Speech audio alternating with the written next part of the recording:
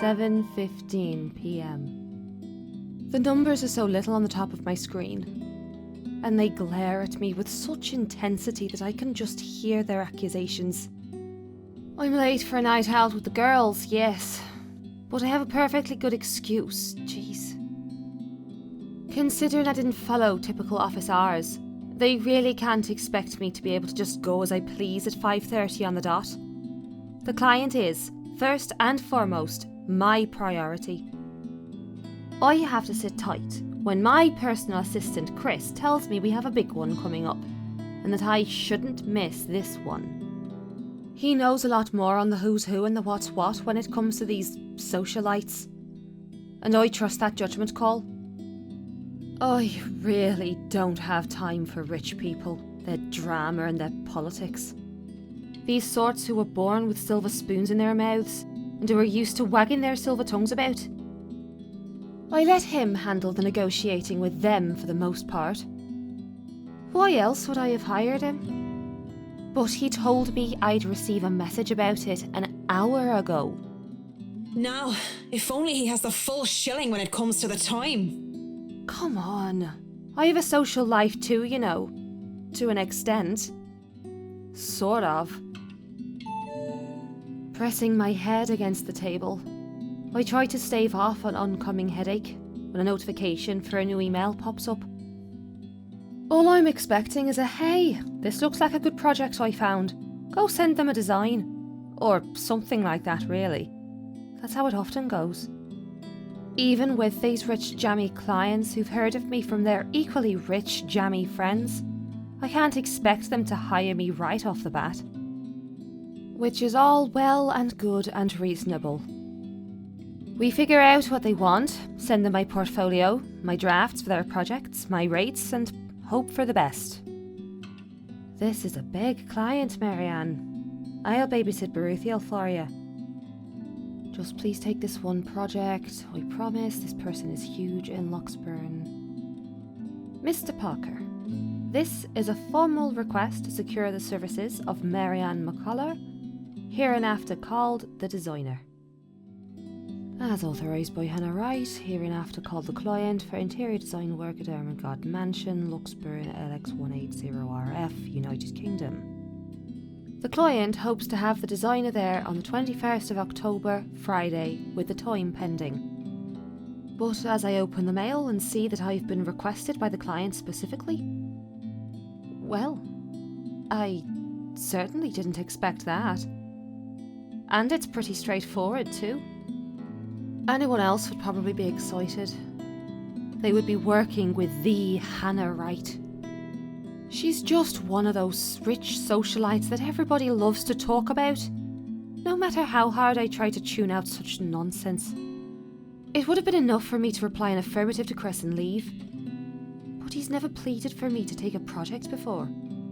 We've worked with big personalities in the past, celebrities, bankers, and even a few politicians. My PA has been indifferent about those.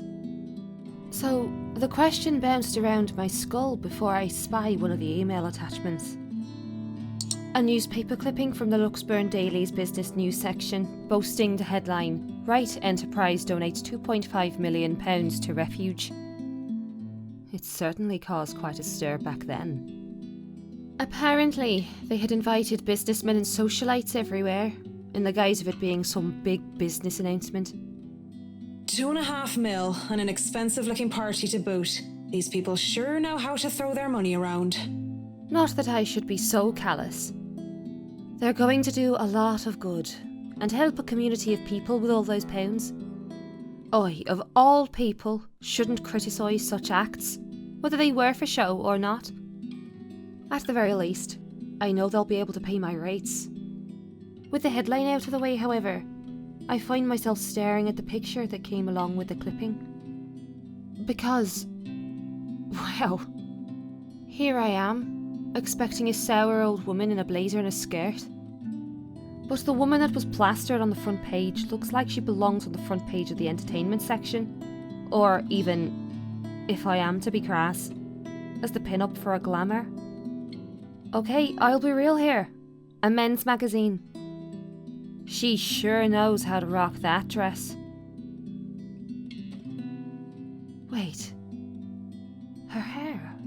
eyes, her lips.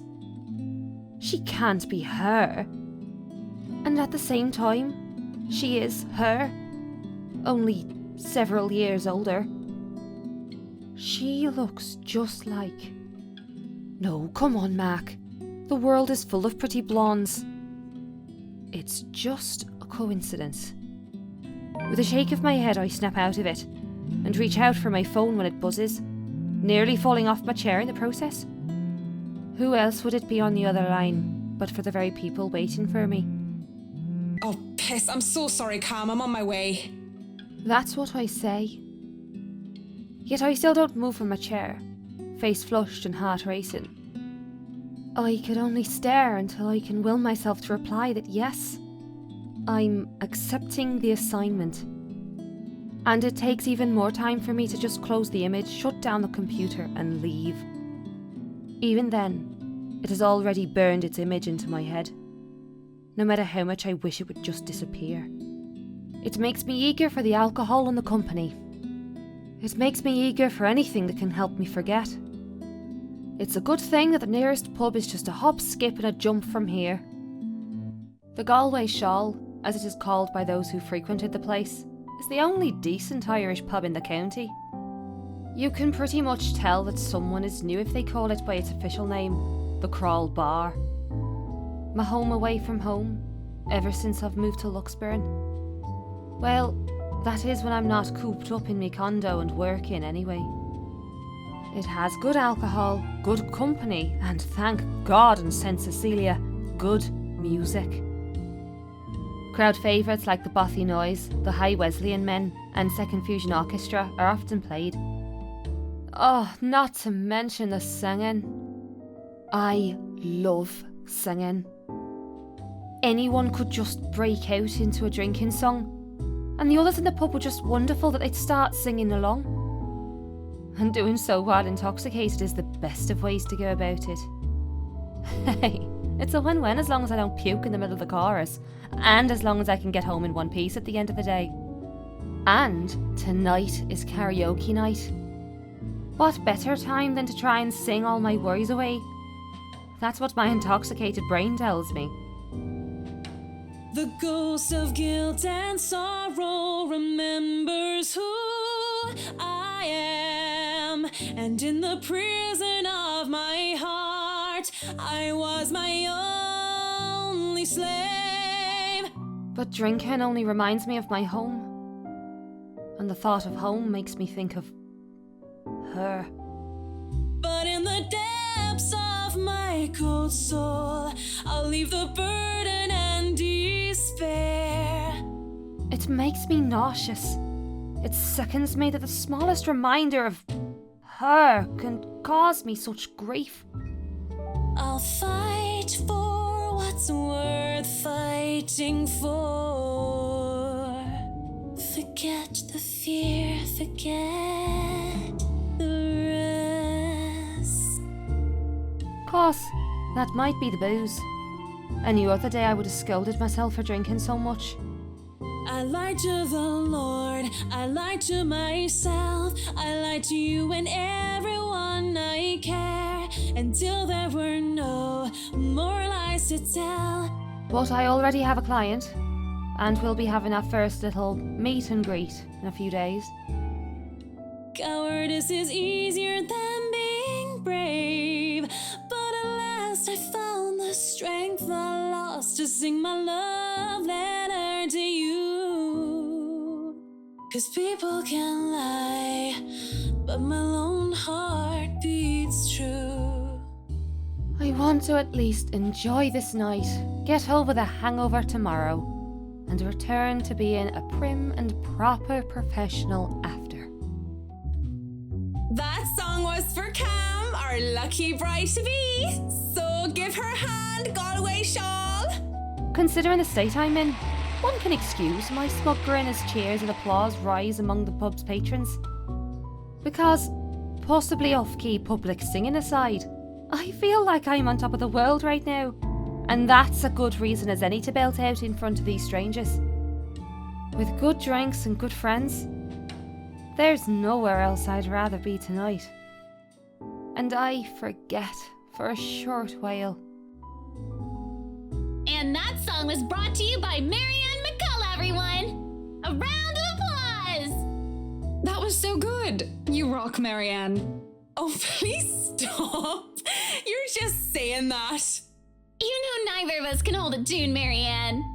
A toast to our shameless drunk singer. May your drinks forever flow and your notes be ever lovely. If anyone deserves a toast tonight, that's Cam. Finally sealed the deal after 3 years, eh? Read 'em and weep, bitches. Camilla's diamond engagement ring gleams as she holds it up for all the world to see. She has reasons to be proud. 3 years of living together, and her boyfriend finally asked her the big question. Don't get too attached to that ring or the one after, sweetie. I was wearing a wedding ring not so long ago, and look at where I am.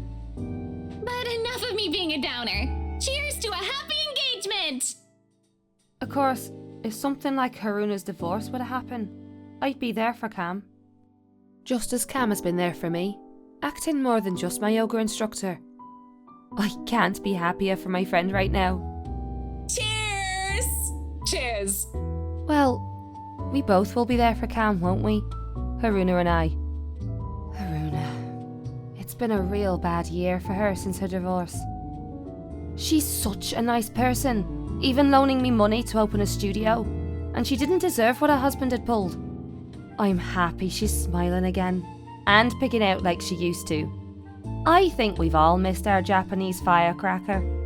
We met in yoga class, something I had joined to keep myself in shape and, well, honestly, so that I could make friends when I just moved to Luxburn. Clearly, it worked like a charm. And it definitely didn't have anything to do with the fact that I brought my lucky D20 die with me on that first day. No, sir. I love these girls so much. What about you, Marianne? You're 30 years old and you still haven't got yourself a man. And you guys know I have a very busy schedule. I don't have time for that. Oh, come on! That's a lame excuse and you know it! You need a man who'll take care of you and you need it now! Maybe some hunk who'll be your house hubby while you rake in the dough. I'm quite capable of taking care of myself. Who needs a Mr. Right? Hey, look at me, I'm Marianne McCollough, a lawful neutral cleric with 9 points in wisdom and 8 in charisma, but I can't get myself a date. I mention druids and demons once. Once? They don't even know the rules or understand what the numbers mean. And I am certainly not some sort of holy person. I am a far cry from a miracle worker and I barely have the willpower to fight off demons. Especially my own. Actually, maybe she isn't looking for a Mr. Right, but a Mrs. Right. Oh, my Marianne, we still love you even if you're in the closet. That would explain some things. Howdy now, you don't have a ring anymore. Maybe you two can be together and I don't have to worry about my best girls being alone. What are you on about? There's nothing to explain. But the more I deny, the louder they tease until the other people in the pub start to watch. It doesn't help at all when Haruna drapes her arm over my shoulders and leans in. Will I be all yours then? Will you be making me feel like a woman? I know they're just kidding around, but this doesn't make me feel comfortable in the slightest.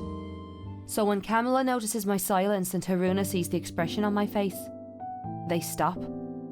And when the awkward air settles over us, the rest of the pub goes back to whatever they were doing before the whole thing ever happened. They probably won't even remember it when they wake up with massive hangovers anyway. Sorry. Me too. Hey, no hard feelings, right? I raise my glass. They smile. We drink. There's no need to say more. We're all definitely far too drunk tonight. Eventually the fun times end. It is a weekday after all. And with Haruna being a nurse, she still has to get ready for her next shift. Cam also has a loving fiancé waiting for her at home, and really didn't have to make a fuss about having left some buns in the oven when she took off early. Really, I understand. I was the one who insisted, who was determined to get piss drunk anyway. Move into the bar, I sit. Alone at last. Alone with a stranger. I haven't seen him here before. Obviously not a regular. He hasn't said a word and just sits there, savouring his drink. With his whiskey surf neat in one hand and lighter in the other, it doesn't look like he's noticed me yet. And maybe I should go before he does look my way. Because he was pretty and he was blonde. And those two things plus alcohol never did me any good. A thought too late.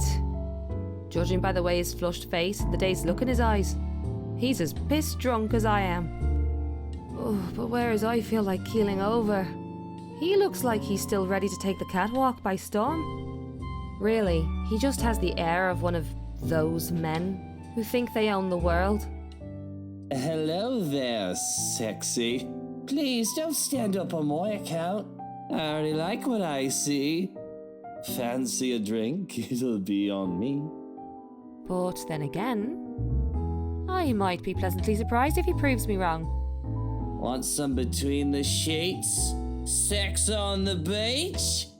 I'm talking cocktails, of course. Fat chance. But it doesn't matter. We both know how to play this game. And there are two different ways for the night to end. One thing or another is going to happen. The question is, what do I want to do? Oh no, that's fine. I'd rather order some blue balls or some AMF if you don't mind. He looks like he's about to say some witty retort, but stops himself and downs the rest of his whiskey. I order a mint julep, he gets another whiskey, and we start the customary small talk. Of course, the saying, ask me no questions and I'll tell you no lies, goes without saying. We ask nothing about each other, offering up falsehoods to establish a strenuous, fake connection between two strangers at a pub, if only to pass the time. Whiskey, as I've come to call him, is supposedly 21 years old, single, takes care of his sick mother, and is a manager of some sort. Manager of what? I didn't care to listen to the details. Meanwhile, Mint, as he has come to call me, is 29, and I'm... What did I say I was again? Oh, yes. I told him I was a professional chocolate taster. Because fuck it. If I'm going to lie about what my job is, I might as well make it fun. It's a pretty decent chat between two pretty drunk strangers. And maybe it's just me, but we might as fucking well expend the tiniest amount of effort in pretending there's something meaningful in this meeting. Would have been nice too, if it was just left at that. But during a lull in the conversation, he brings it up. You know, I've never been with a woman taller than me. And to think he might have been different from the rest. Never have and never will, whiskey. Can we go back to the history of chocolates? Did you know that chocolate candy was introduced in 19th century England as a healthier alternative to alcohol? Saint Lucy was the most beautiful woman of her time. She had men come from the four corners of the world just to see the pure light of her exquisite green eyes. If she were so lucky, anyway. No, enough of the history lesson. Come on, Mint. You know and I know what you came here for. Though not every suitor was gallant, and she was no fool. She had known that sooner or later she wouldn't be able to defend her chastity.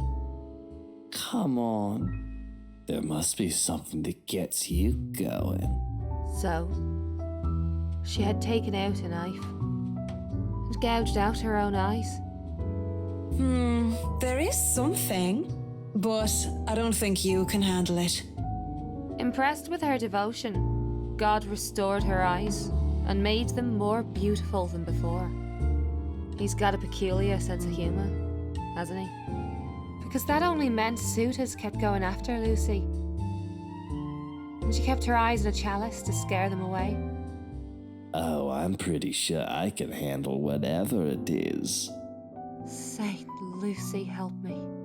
Help me turn away from sin. Help me with my own blindness. My place isn't too far from here.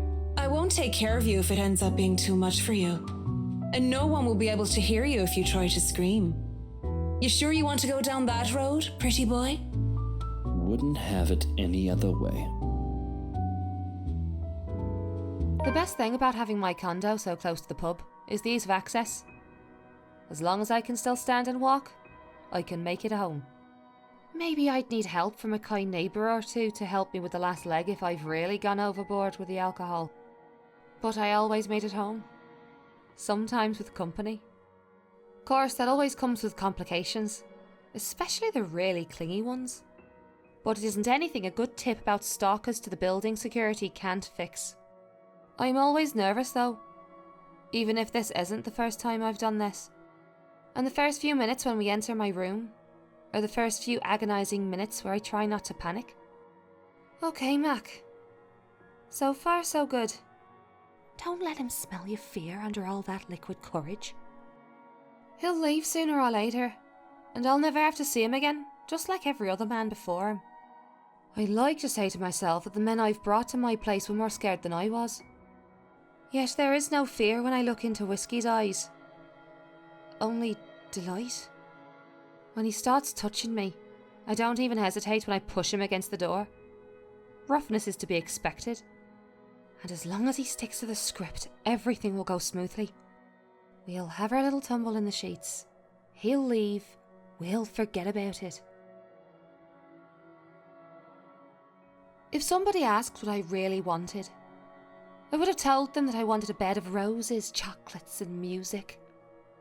Maybe in an Irish castle. But all I really want is her. And that's never going to be a reality. That was my fault, of course. Because I was afraid. Because I was a coward. They would never hold a candle up to her. She was the light of my life. And I had let her go. I can't even be bothered at the thought of her.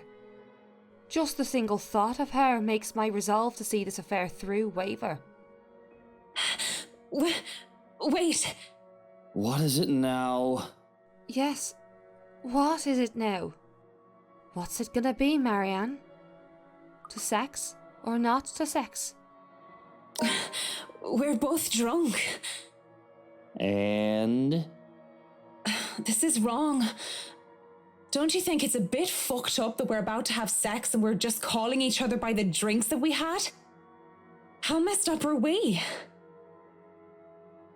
Doll, shut up with the ethics and morality talk. It is seriously putting me out of the mood. If you want to leave now, Whiskey, I understand. I mean, with how smashed you are, it'd probably be best for you to sleep the night unless you want to be mugged. But I won't stop you. And this isn't going to happen. Bloody hell. Of course, he's annoyed at me for putting off our night of sexual congress. But no means no. And beyond spewing a few profanities under his breath, he surprisingly simmers down soon enough. I was worried for a moment that he might try to force something. Instead, he makes a show of fixing his suit and smoothing down his hair, before making himself comfortable on the nearest seat he could find. What are you doing then? You have a guest in your home. Put the damn kettle on. Dandelion tea if you have it, but I suppose all you have are those shitty tea bags from the store. If it wasn't for the absurdity of this turn of events, I would have flipped him off for thinking I have no taste. But in the end, I just laugh. All I got, cans of Korean ginseng and lemon balm though. No dandelion. Without a second thought, I do wet the tea. That's 3 minutes to get the kettle to a boil. 3 minutes where we say nothing to each other. I mean, what do I even say to the guy I was going to sleep with until I changed my mind? I doubt he's in the mood to talk about the influence of Troy's on Mallory. It's still unusual by the time we're both seated on my bed, with mugs of tea in hand. Just so you know, whatever is going on right now is a lot stranger and fucked up than the one night stand. We are two messed up individuals by your logic. Everything is messed up, if you ask me. War, terrorism, famine, poverty, loved ones and loved lost. Oh, this whole world is a cesspool. The dead air is telling when it fills the room once more. One would think that this was the perfect time to burst, to spill about whatever issues that made us the fucked up person we are today. And it has. But I guess Some part of me would rather not put the weight of my problems onto somebody else's shoulders. It wouldn't be fair to leave that to a person, when I don't even know if we'll see each other again. Sooner rather than later, we both pass out on my bed, mugs left forgotten on the floor.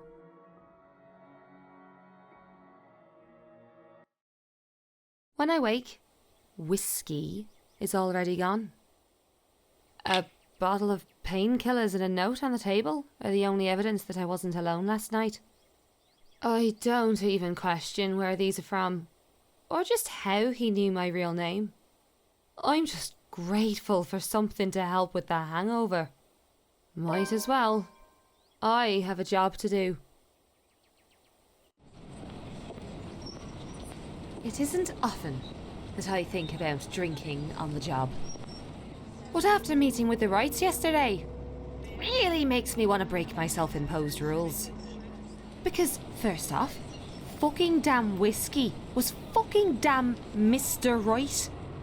And to top it all off, they had somehow forgotten to inform me that they didn't own the Ermengarde mansion yet when they hired me. What? What sort of person does that? Ugh, rich people. I could do nothing but twiddle my thumbs at this, however. Twiddle my thumbs and wait for the go signal. It's not like I can accept other smaller projects. This is a big job, and I should be ready to start on it at any time. Not to mention that my PA practically begged me to be patient and wait this out. It was a hard decision to agree, but I did so in the end. Besides, I'm doing this for the Ermengarde mansion, not for anything or anyone else. I'd have a headache whatever I do anyway.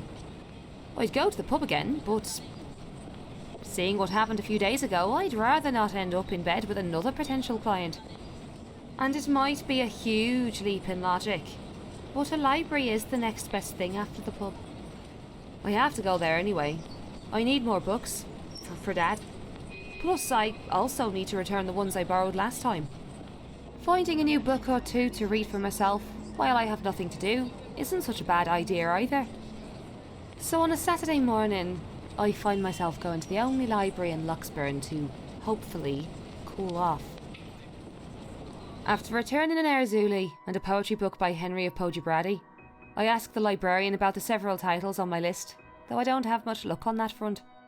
Dialogue with Death had already been snatched, and she bluntly said that she did not keep our mathematical universe for someone who didn't return books on time.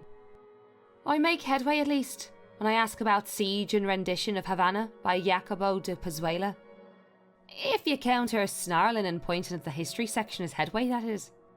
The history section is devoid of any other except for myself and a redhead. Though I'd wager a guess that Red's just passing by to get to the classical literature section. So many books, so little time. Scanning the books and seeing so many wonderful titles gives me such great pleasure. And that's when I spot it. Hello, sailor. Why don't you come to Mama? It's not the naval battle book I was looking for, no. It's even better. The newly acquired History of Luxburn Architecture. First edition, too. I know I just have to get it. I have been waiting to get my hands on that book for so long. The fact there is only one copy proves to be a problem, though, when Red reaches out for it at the same time I do. I think I had this first, miss. I can only stare her down when she refuses to let go of the book. Refusing to let go of it as well. I raise a brow at her in the hopes that the fact that I was significantly taller than her would intimidate the girl. Even then, she refused with a rebellious look. This isn't exactly light reading, miss. I mean, do you even know which architect was at the forefront of 18th century Irish architecture? A beat. She blinks, and I can't help the smirk on my face, which is wiped off when she opens her mouth. Edward Lovett Pearce, who established the Palladian style through his work with Castletown House and Irish Houses of Parliament. This bridge was destroyed in this year to delay French troops while under the regency of Mary of Guise. This is not what I was expecting. Let's be honest, how many people would know these history facts? Aside from me, anyway. Going right to the obscure ones, aren't you? Easy enough. Tullybody Old Bridge in Clackmannanshire, Scotland, on the January of 1560, if we want to be specific. Suddenly it's a game where we throw these history questions and facts at each other, back and forth, in hushed tones unless we want to be thrown out of the library. After a while it goes from some strange competition into this strange but friendly banter, if it could be called that. But as fun as it is, the exchange soon slows down until we're grinning at how odd this whole scene is. Marianne McCollough, my desire for potatoes doesn't quite match what the stereotypes suggest. Rebecca Gales, the Scots' supposed hatred for the English wasn't enough to stop me from teaching their little spawns. By then we had forgotten about our little tug of war, although she still holds the book in her hands. I had let go of it without realising when she answered me first question. History teacher then? Got it in one. No wonder you gave me a run for my money. Now, if we're talking about architecture, I'd blow you out of the water. You're from where? Luxburn Uni? Oh no, just St. Goretti's. Ah yes, Saint Goretti's. You'd think a school would choose a more appropriate saint to name themselves after, especially when they have very young students. And I'm guessing you're an architect, if you're so confident about the subject. Interior designer, Miss Gales. Please, just call me Rebecca. You aren't one of my students, are you? Marianne, then. I could have said I was an architect, but there's no point in explaining why I wasn't one anymore. So, I've never seen you before. I'd like to think I've met every history aficionado in town. I blame the rock I've been hiding under, of course. That, and I'm usually only here on the weekdays if time allows. Work often has me meeting clients on the weekends. That must be interesting work. It allows for some creative freedom, sure. But it's like working with children sometimes. Though you probably have it harder working with actual children. The hardest part is convincing them that your idea is their idea. That sounds exciting. It is!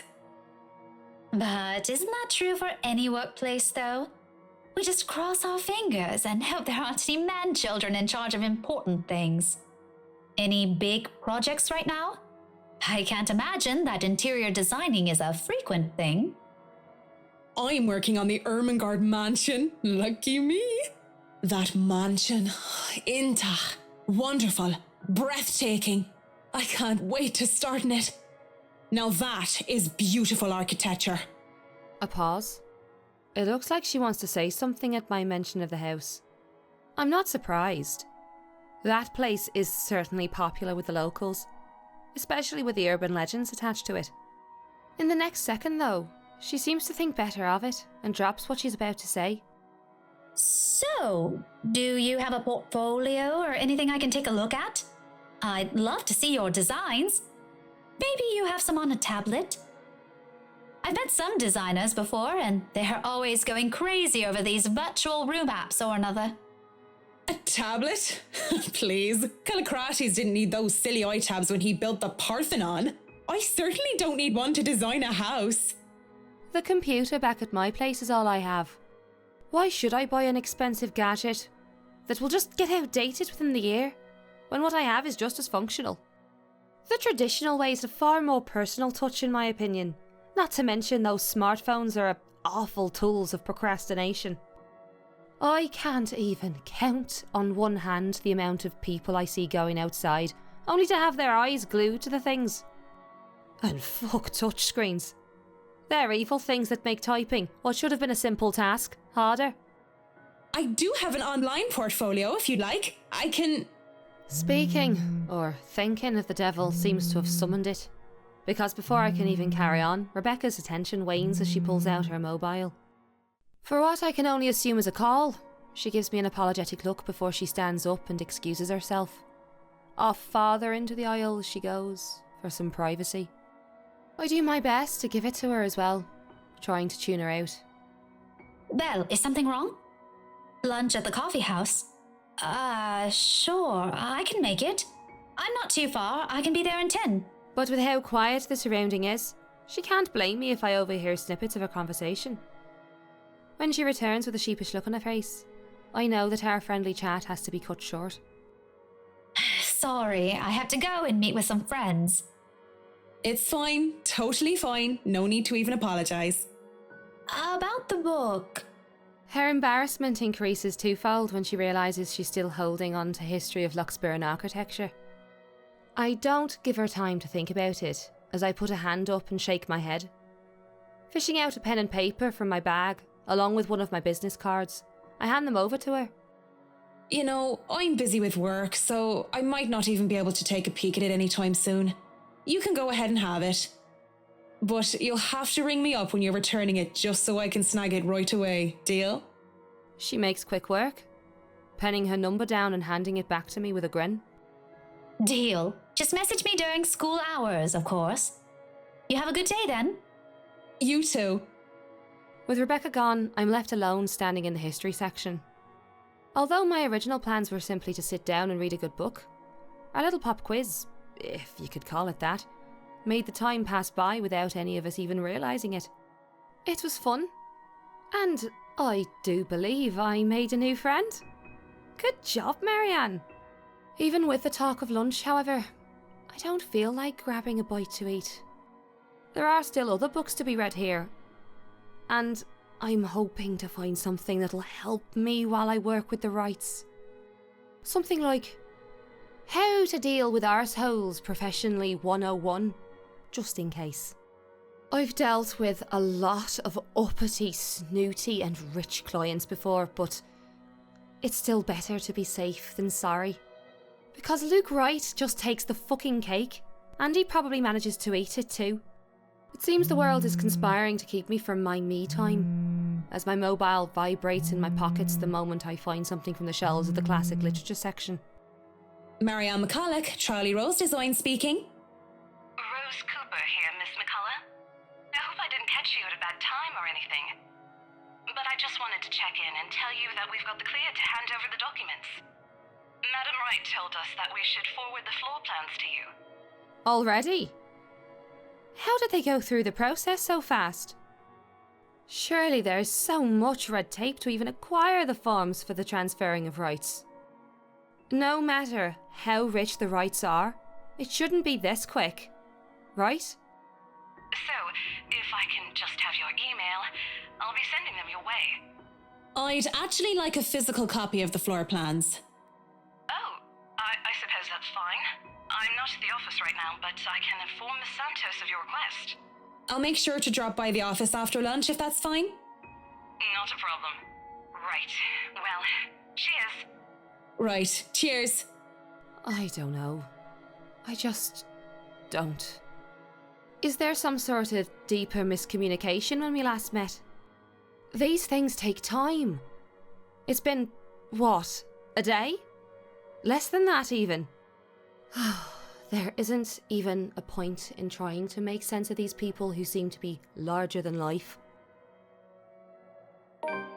As it looks like I'm on the clock starting today, I might as well eat. Grabbing some fish and chips from one of the street food stalls, I find a table to spend time with a copy of the Marquis de Sade's The Crime of Love, since Rebecca left with a book I wanted. I've read this one before, along with the rest of his works. This would be the 18th time, in fact. But it's always nice to read through it again, when I don't have the time to enjoy something new. Besides, when you're dealing with people so filthy rich that they just end up plain filthy, you need the good old Marquis's sounded voice. La blessure se trouvant sans aucune sorte de conséquence. The wound being without any consequence. Of course, it's folly to think that things have no consequence when everything actually does. Briar Realty Corporation's Luxburn branch isn't too far off from the city centre. Just a few blocks away, I can easily eat and walk. I rather use this time to rest before I go into a flurry of activity. No doubt there'll be so much to do once we get our hands on the mansion. Still a lot better than working on another condo, at least. Surely, no matter how much BRC and the old owners put into the restoration and preservation of the place, any big repairs would be superficial at most. I am quite certain that, in their haste to sell the property, they did a rush job. It isn't an infrequent thing to do, despite how it's frowned upon. There'll be a lot of hidden issues that I will need to weed out, and I will have to make sure I find every single one of them, especially the more serious damages. Structural integrity is definitely on top of the list we will have to consider. The building might look sturdy, but is centuries old. That alone will likely pose a few problems here and there, put limitations on what we can do. Besides, despite how much I detest these rich snobs, they can pay rather handsomely, so long as I do an excellent job and do more than necessary. Those two things always made sure the referrals keep coming. I don't even have to hunt down projects for myself. When I do go up to BRC's office, I can't help but stop and stare when I enter the building. With the lunch hour closing, employees should have been back already, if they still aren't filtering through the doors. I get that it's a Saturday, that people probably feel tired and lazy to be working on a weekend, but they're still on the clock, and not bumming about wasting company time on extended lunch breaks and cigarette sessions. The office is spacious, as it is with these big corporations. Each person is given their little space of what's usually a 2x2 metre cubicle. There are a lot more empty chairs than there are actual people working at their desks. It reminds me far too much of my last day at the Pertskova projects during the massive layoffs due to the Irish economic crisis. But it isn't just that, though. It's as if these people are merely ghosts. Speaking of ghosts, Santos comes in through the door, looking as if she's just seen one. She looks at me, wide-eyed like a deer caught in headlights, ready to bolt at any moment. I'd ask out of concern, but I feel it's not my position to do so. What if it's something personal? I'd simply be overstepping my boundaries. Really, it's none of my business. I presume that Miss Cooper told you why I'm here, Miss Santos? Huh? Oh, yeah. Sorry, I just got back from lunch, you know? But it won't take too long, don't worry. Of course it won't. This whole project has established itself to be a matter done in haste. I do hope it doesn't mean that people are being careless in their duties. She flinches, and looks like she doesn't quite know how to respond to that. Thankfully, instead of opening her mouth, she leads the way towards the station and goes to fetch the floor plans. It won't take too long, as she said, but it does take a bit. Time spent to compose herself, most likely. You know, we usually just email these things. I prefer the real thing. Not that you would know. You probably have your nose stuck in front of a smartphone when you're not working, and even when you should be working, playing those mindless addictive games. I definitely wish Chris would stop playing that Batcat thingy during work hours too. I know what you mean. Digital painting is nice, but nothing beats the smell of real paint. Not that I go and smell paint like a crazy person, but, you know, the real thing is different.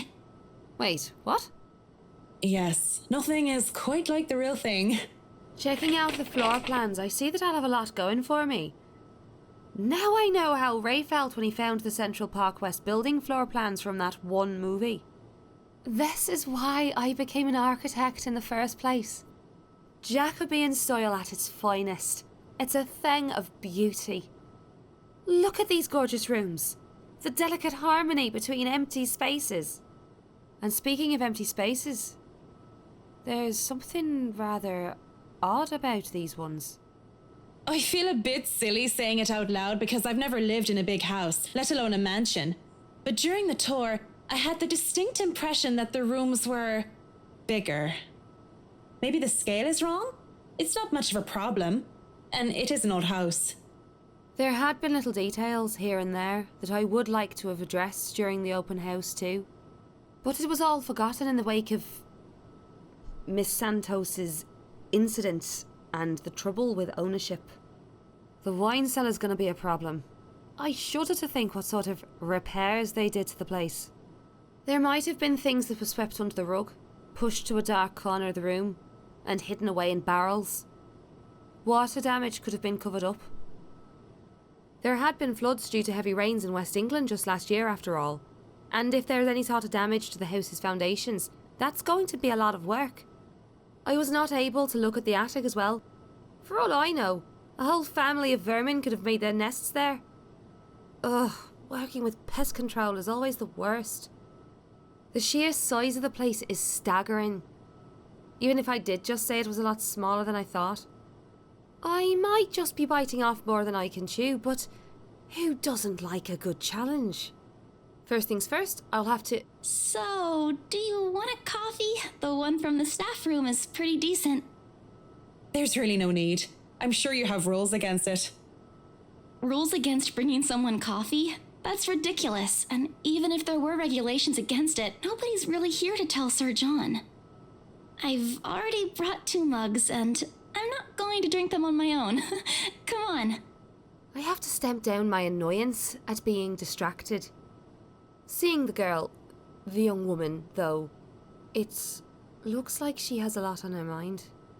If babbling is her way of dealing with stray thoughts, I'm not really the one she should be babbling to. How should I respond?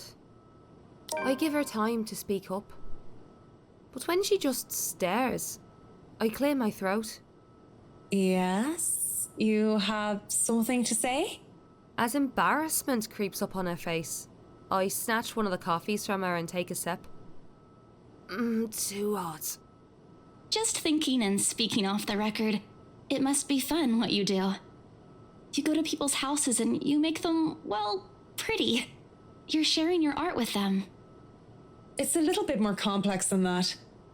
But if you put it that way, it is fun. I wouldn't have done it for 7 years if it wasn't a little bit fun, I guess. These big clients always have paintings in their homes. Do you have a supplier for art pieces? I didn't expect to hear such a question from her, seeing how well she handled herself yesterday. I didn't doubt then why she was assigned to such an important sale like the Ermengarde mansion, despite the little accident she had. Now she just looks too young, too nervous, and unsure of herself. Although, her enthusiasm must make up for that in spades. In fact, I wouldn't have believed it if she had introduced herself the way she is at the moment. Why, watching her now, she actually looks like she should still be in college. Acts a bit like it too, when I think about it. I thought she was a teen slumming it out in the mansion when I first saw her there, lying on the ground. Surprise, surprise, she turned out to be one of the estate agents handling the property. I don't even know what to make of that whole meltdown that happened with that strange document. If I were the client, I would have been very upset. She'd be in hot water for it. The clients usually support artists of their own choice. If they don't, I'm always happy to refer those that I know. That's cool. They're very picky. I don't think a hobbyist will have an easy time getting their work sold.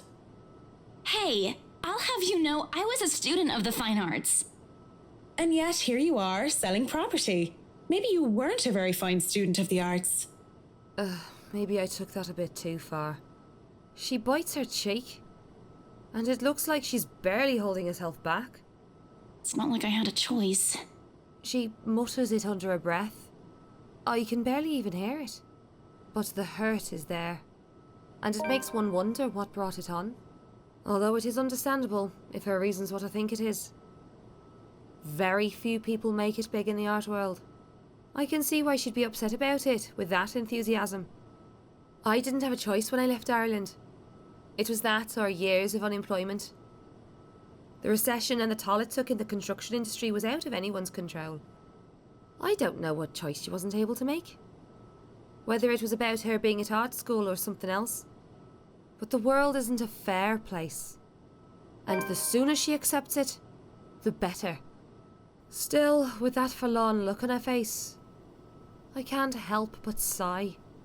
The girl reminds me far too much of myself when I was younger. Well, if you're thinking of commissioning your paintings, I'll have to see your work first. Oh, it's not... I didn't mean it like that. I don't have any paintings. Really? You sounded a lot like you still did art or want to. Now I'm starting to worry that you might just like the smell of paint. I'm not a paint huffer, sheesh. I just mean I don't make much anymore. I don't really have the time for it. The tools and materials aren't exactly cheap either. Everything has a price. It sounds like you're making excuses for something you're presumably passionate about. If you really want to practice art, a little out of your wallet isn't much. It's not that simple. It's not. Life's simple. People just like to make it complex. Speaking off the record, I have some advice for you, kid. Either go for what you want, or stop thinking about it when you have something else. That is unless you enjoy making yourself miserable, then by all means. You know, if you wanted to look at the floor plans without me bothering you, you could have just said so. Would you have left me alone? We'll never know now, will we? A strained air settles in the room afterwards. It doesn't help that she doesn't immediately leave, as she has said, lingering awkwardly by the door with that downcast expression. It's clear there's more she means to say. Perhaps even to defend herself and her choices in life. Or is she expecting me to dish out more of that advice? It's an awkward affair, and I choose to hightail it out to the realty office as quickly as I can. Though I am able to keep myself professional at all times, it doesn't mean I like it. And seeing that most of the day has already gone by before I realised it, I choose to head back to my flat instead. Despite today being a Saturday. No fun, but at least this way I can definitely avoid another unpleasant encounter. Considering how much I'll be seeing whiskey in the near foreseeable future, I have a feeling I'll need all the rest the weekend can give me. For the first time in a long while, excited as I am to work on the mansion, I cannot wait to be over and done with this project. Monday couldn't come any sooner. After taking the floor plans from Miss Santos the day before the last, I spent most of the Sunday drawing up plans and calling in my suppliers. Although no design choices have been made yet, I'm quite sure that they'd want high-end appliances, the most expensive materials, and the most pretentious everything. They usually did, these rich types. Based from experience, at least. Given how badly the whole thing started, it wouldn't hurt to be prepared. I have to check myself. Make sure I'm not playing with my gloves as one of the other building tenants takes the elevator up with me. It makes me self-conscious when the woman's eyes go over me, and I'm sure she was going to point out some perceived flaw in my physical appearance. But I'm saved from being paranoid when they went off a few floors later. Still, the ride up to my floor is nerve-wracking. The Wrights lived at the very top, the penthouse. The creme de la creme when it comes to condominium and urban living. Just getting access to the place is an ordeal of its own. I had to jump so many hoops, so many security checks, just to secure a key card. Not only because of building management, but because of the Wrights' personal security. It sometimes felt like I'm being interrogated for a crime, and not visiting a client at their home. Even when their personal assistant called in to help out and verify my presence. The process is aggravated rather than hastened. Speaking of the devil, the elevator door opens and I'm greeted by none other than Whiskey's not-so-little lackey. I do apologise if I kept Mr. and Mrs. Wright waiting. But I'm here now and I'm ready, so if I may, where are they? They've just woken up, but they should be down soon. I'm surprised to see you made it through security, and only 5 minutes late. You said I'd be through security soon, and it took half an hour. Define soon in this context. I'd make myself comfortable if I were you. I'm going to go and put the kettle on. About the tea, I don't want to intrude or anything. The sir does not like being woken up by the whistling. But who am I to deny tea to a guest? He shows me to the couch before drifting off towards the kitchen, quietly pulling out a teapot, cups and all sorts of things in preparation for tea. I ignore the animosity towards his employer that his words implied. I wouldn't be too surprised if Whiskey's own people didn't like him. Accepting the quiet and isolation instead, I brace myself for what's to come. In this case, soon apparently means more than 5 minutes, or even 10. I sit in their living room, just waiting. And when the kettle starts whistling and the tea has been served, I continue to wait. At least the silence is relaxing. But then there's a crash. I nearly spilled tea all over my lap in surprise. And I look up expecting security to come running. Even the man at the kitchen counter continues to fix breakfast like he heard nothing. I don't want to speak up about it because he looks far too absorbed in his cooking. And I don't want to be the cause of burnt food or worse. However, there's something in me that just wants to figure out what that was. Although I'm not normally this nosy. What should I do then? The crash came from the hallway, and I really shouldn't be snooping about. But it's just concern. Yeah, concern that urges me to check it out. Sneaking a glance at the butler. I consider sneaking off, but... Excuse me, but where's the loo? He barely looks my way before pointing a spatula towards the hallway. It's as good as an excuse as any. And if I'm caught lingering longer than I should, I could just excuse myself and say that I wasn't sure which door led to where.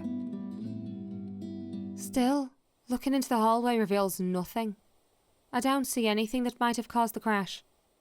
The hallway, like the rest of the place, is in pristine condition. There are several doors for not only the toilet, but also, presumably, rooms for the butler and for other members of the staff. As I stand there, however, something feels definitely out of place. One of the doors, the nearest within my reach, stands ajar. And from inside a light flickers incessantly. It could simply be a light bulb that needs replacing. But the thought of it in a place so well taken care of seems odd. Off. I think that maybe this is where the crash came from.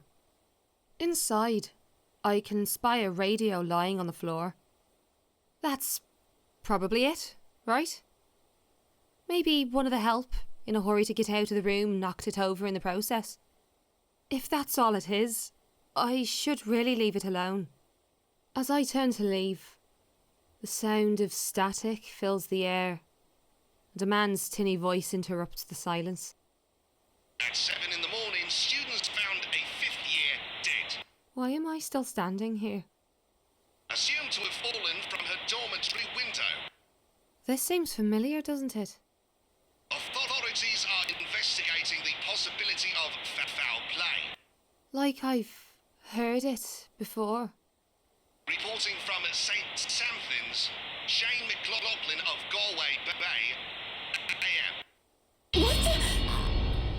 AM. I recoil, backing away from whatever that was. In the process, I trip backwards on my feet, and I wait for the pain of falling flat on my back. But instead I feel a hand on my back and see the smug smile of, well, guess who? Oh, don't tell me you're reporting to work drunk, Mint. Of course I know exactly who that voice belongs to. Oh, it just had to be him. Marianne McCollough, hammered on the job? That would be something. But Wouldn't dream of it, Whiskey. You're allowed to be if you wanted, though it's a bit early for it. So thanks for the save. really, it is much appreciated.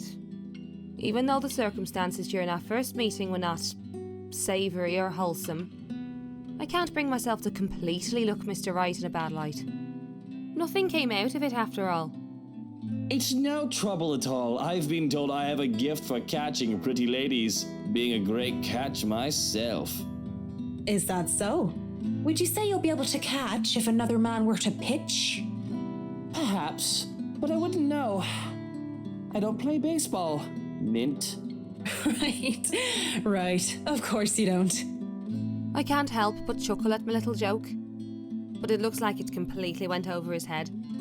If he had understood it, I guess it would have been inappropriate. He is my client after all. Speaking of which, Straightening my jacket, I clear my throat and look at him dead in the eye.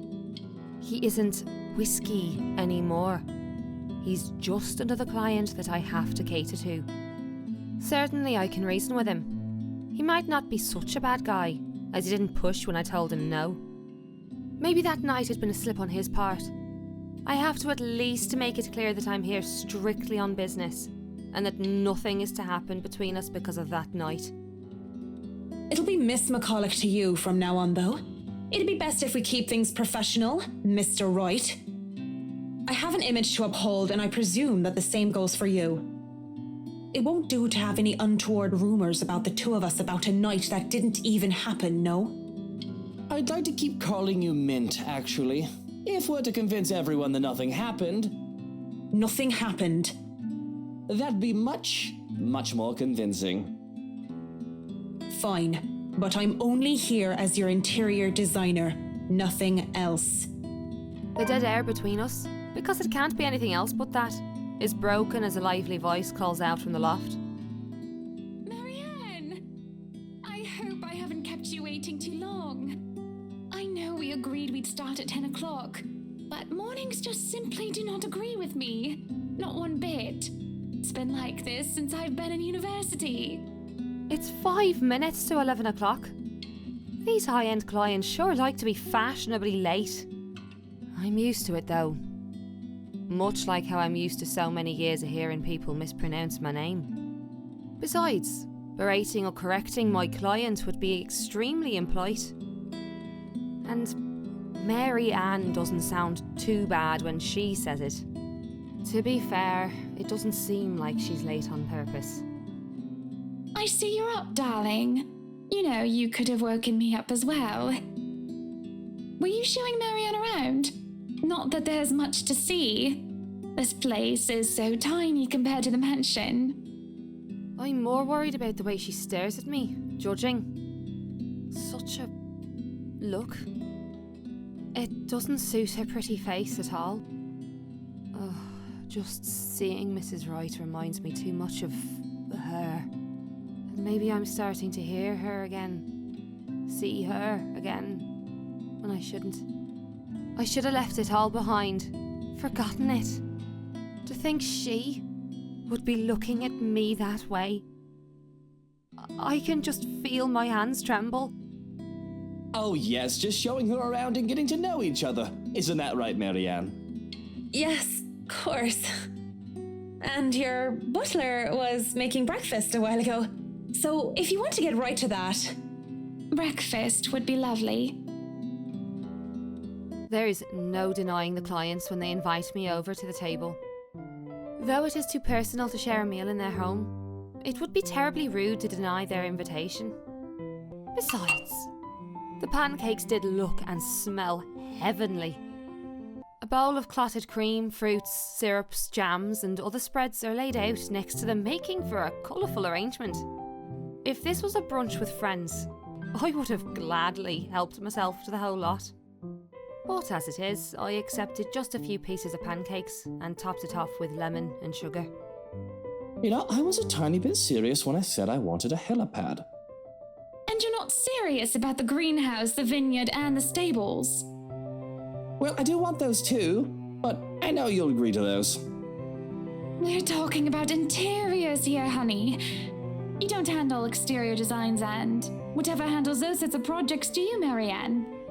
I'm able, actually, and willing to take a project of that nature. I was an architect in Ireland before. Of course, that's another contract entirely. I also suggest we finish the house itself before working on any additions to the rest of the property. There won't be any problems about ownership this time, will there? Pardon if I'm crossing a line, but the acquisition was rather quick. Oh, don't you worry. We've got everything sorted this time around. I've talked to Miss Cooper and Mr. John from BRC, as well as the old owners. Everything has been paid in full, and all we're waiting for is the paperwork from the land registry. They're letting us move in as soon as we please.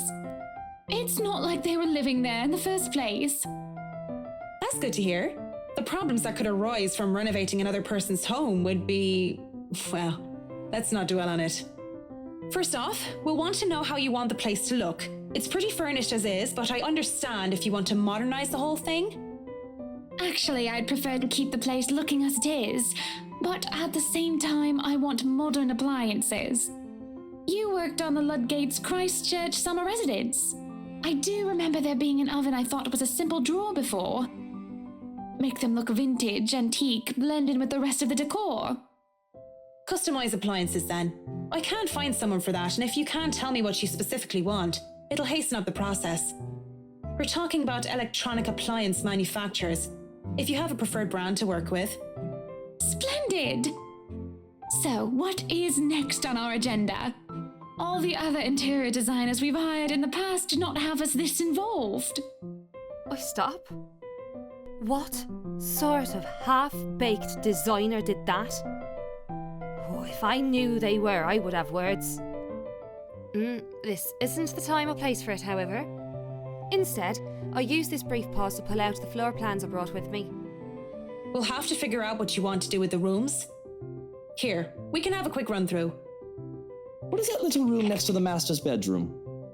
Oh, as far as I could tell when I saw it, it's a second bedroom of sorts. Used, apparently, for the ladies in waiting who has served Lady Charlotte Ermengarde, which is strange, as that isn't the norm for these sorts of houses. Well, we're not stuffing Johans in there. He won't fit. You don't suppose we could turn it into a walk-in closet and a dressing room? I love fashion, but do we really need to turn an entire room into a walk-in closet, dear? We'll have large closets and a wardrobe in the bedroom already. Says the one who takes 3/5 of our closet.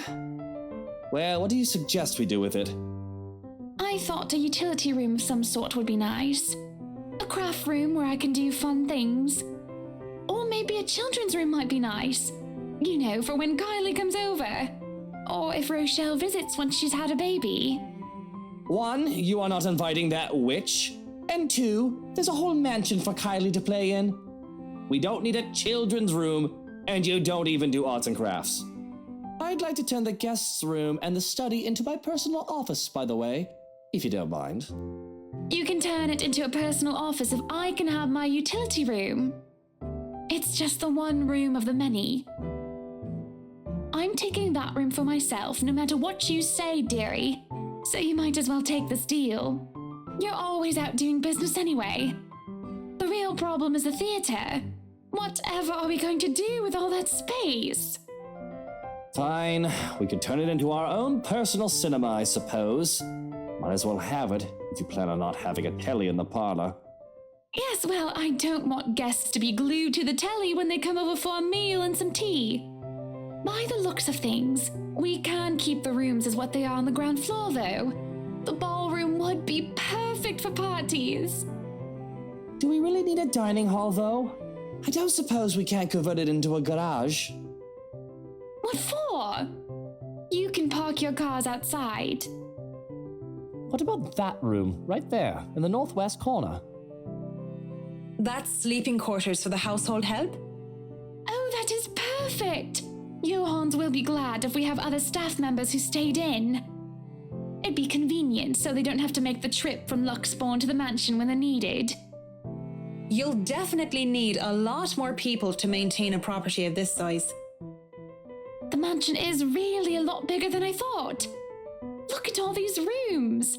I didn't even know there was a music room next to the parlor because of what happened.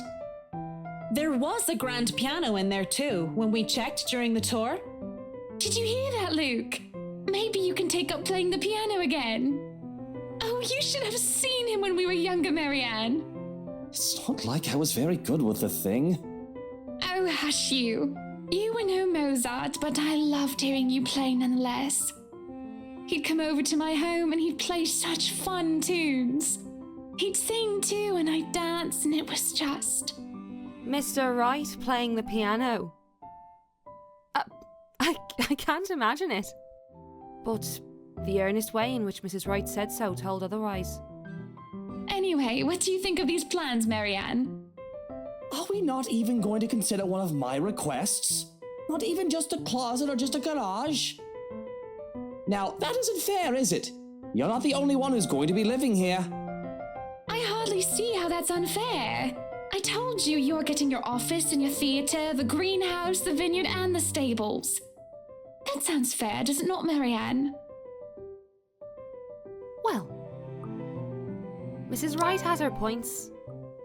Though, I really didn't want to butt into the spat of a husband and wife.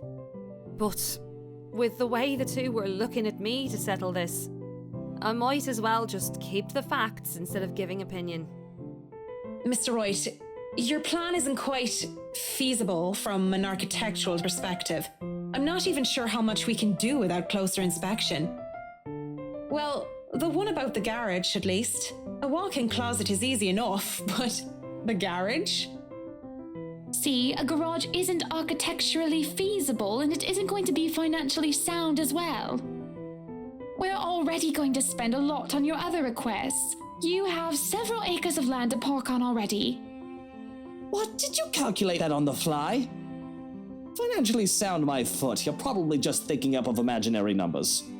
Might I remind you that I was a financial manager? I also looked over and approved the expenses of our other houses. I know the rough costs of these things by now, love. Masters in Business Administration, major in accounting. Sometimes I think you forget that I'm not as dumb as I act. That catches my attention more than anything. It sounds more unbelievable than Whiskey playing the piano. She really didn't seem like the type. Business administration and accounting? What university? Lux upon you, of course. Go Lux Dragons, red and gold. Excuse me, how about we move on this chit-chat ahead and do whatever else needs to be done sometime today? I had to cancel my appointments for this, you know. We might as well do a proper inspection with the designer this time, just to get it out of the way. Yes, no time like the present. You want a thorough inspection? Might as well do it now. We actually took another look at the property yesterday, though it was brief. But I'm sure you would want to see it yourself, to spot anything we might have missed. It's not like I have much of a choice, do I? Riding to the Ermengarde mansion in their rice is an awkward affair. Not only am I worried about scuffing the expensive leather seats, but I'm also worried about getting in the middle of another couple's spat. With the tension thick in the air, I can feel them starting at each other at any time. Nobody is saying anything. Up until Mr. Wright tells his valet to turn the damn radio off. And for a moment, I think he might start. But instead, he just stays quiet. And so do the rest of us. In the end, the sufferable silence stays. I have never been so glad to see a house. Stepping out of the car and up to the mansion meant the end of an uncomfortable ride, and I can finally take a deep breath of fresh air. The beauty of the place never fails to make me gaze in wonder every time I see it as well. Mrs. Wright moves towards the front door, keys in hand, and I can already hear Mr. Wright plotting. Alright, Hans, we're going to go in, but I want you to look around the place. Familiarize yourself with it. Know every nook and cranny, every inch of the lot. Go and see where we can put that vineyard and the other things we talked about. We'll want to know where to station security as well, so go around the perimeter and figure it out. Scout the property and circle the perimeter on foot. You do know this is 46 acres of land, sir. Well, you are not driving a car over the grass. Put those long, spidery legs of yours to good use. I didn't hire you to stand around and look intimidating. Go, mush. Someday I'd like to ask how Johannes can even stand and tolerate the man. Why doesn't he just quit? Certainly the pay can't be that good. Even I'm a little put off by our mutual employer, and the only thing that keeps me from bailing is the fact that we've already signed a contract. At least I'll only be working with him during the duration of the project. He works with them every day. Sometimes I think you hired me to make me suffer for your amusement. Someday I'd ask. I feel a bit bad for him. If it's any consolation, he'll be away from Mr. Wright. If only for a little while. We're able to enter the mansion after a bit of standing around out there in the sun. This wretched, strange sunlight that is far too alien and rare. There had been a bit of a problem, with the missus not knowing which key was which. The first item on the agenda would be the grand staircase. It seems sturdy during the open house, but a closer inspection might say otherwise. There are no obvious marks of damage, nor wear or tear. Probably rethreaded during renovations. Peeking under the grand carpet, the wood is properly installed with the bark placed down to prevent cupping. The carpet itself could use a vacuum though. Structural conditions, from what I can see without actually dismantling the thing, look to be in good shape, and the handrails and support posts are firm. The work on it should be commended. I can't look much more into the rest of the foyer, however, because Mr. Wright starts to hurry us into checking the dining hall. So, what do you think? Certainly we can't turn this area into a garage. It's Jacobean architecture. I'd say these would be pilasters and not buttresses, but you never really know. They really liked mixing up these elements. You could say it was pretty avant-garde at the time. We might hit a support beam if we're not careful. And in layman's terms? From what I see here, we could risk great damage to the house if we try to turn the dining hall into a garage. The man didn't look too pleased at this. There's a look of disappointment before he sighs and looks around the place with an air of defeat. When he moves to speak, I dread another unreasonable demand. Again. This will stay a dining hall then. But if I may have another request instead, at least spruce the place up with some flowers, some plants or something. It feels so old and dead in here. That's hardly unreasonable. Daffodils are a must, I presume. The look that passes between the two of them. There is a genuine look of fondness there. This is the first time I've seen such an exchange between the two of them. If anyone was to see them like this, there is little doubt that they loved each other. Of course. And I want a garden full of them. Now, if you excuse me, I'd like to look at the rest of the house. I'll just be around here downstairs if anybody needs me. That leaves Mrs. Wright and me. He's quite fond of them, you know. I can imagine. He looked terribly upset when we told him he can't have his garage. I meant the daffodils. We always have a vase full of them in every house we own. Somewhere. I'd like to think. They may be about his mother. He never talks about her. I don't even know her name. He likes to flatter, claim that they remind him of me, but he's always loved the flowers, even before we married. Much like the piano, I didn't take him for a person who liked flowers. Daffodils least of all. What's next? Am I going to be finding out that Mr. Wright saves kittens from burning buildings?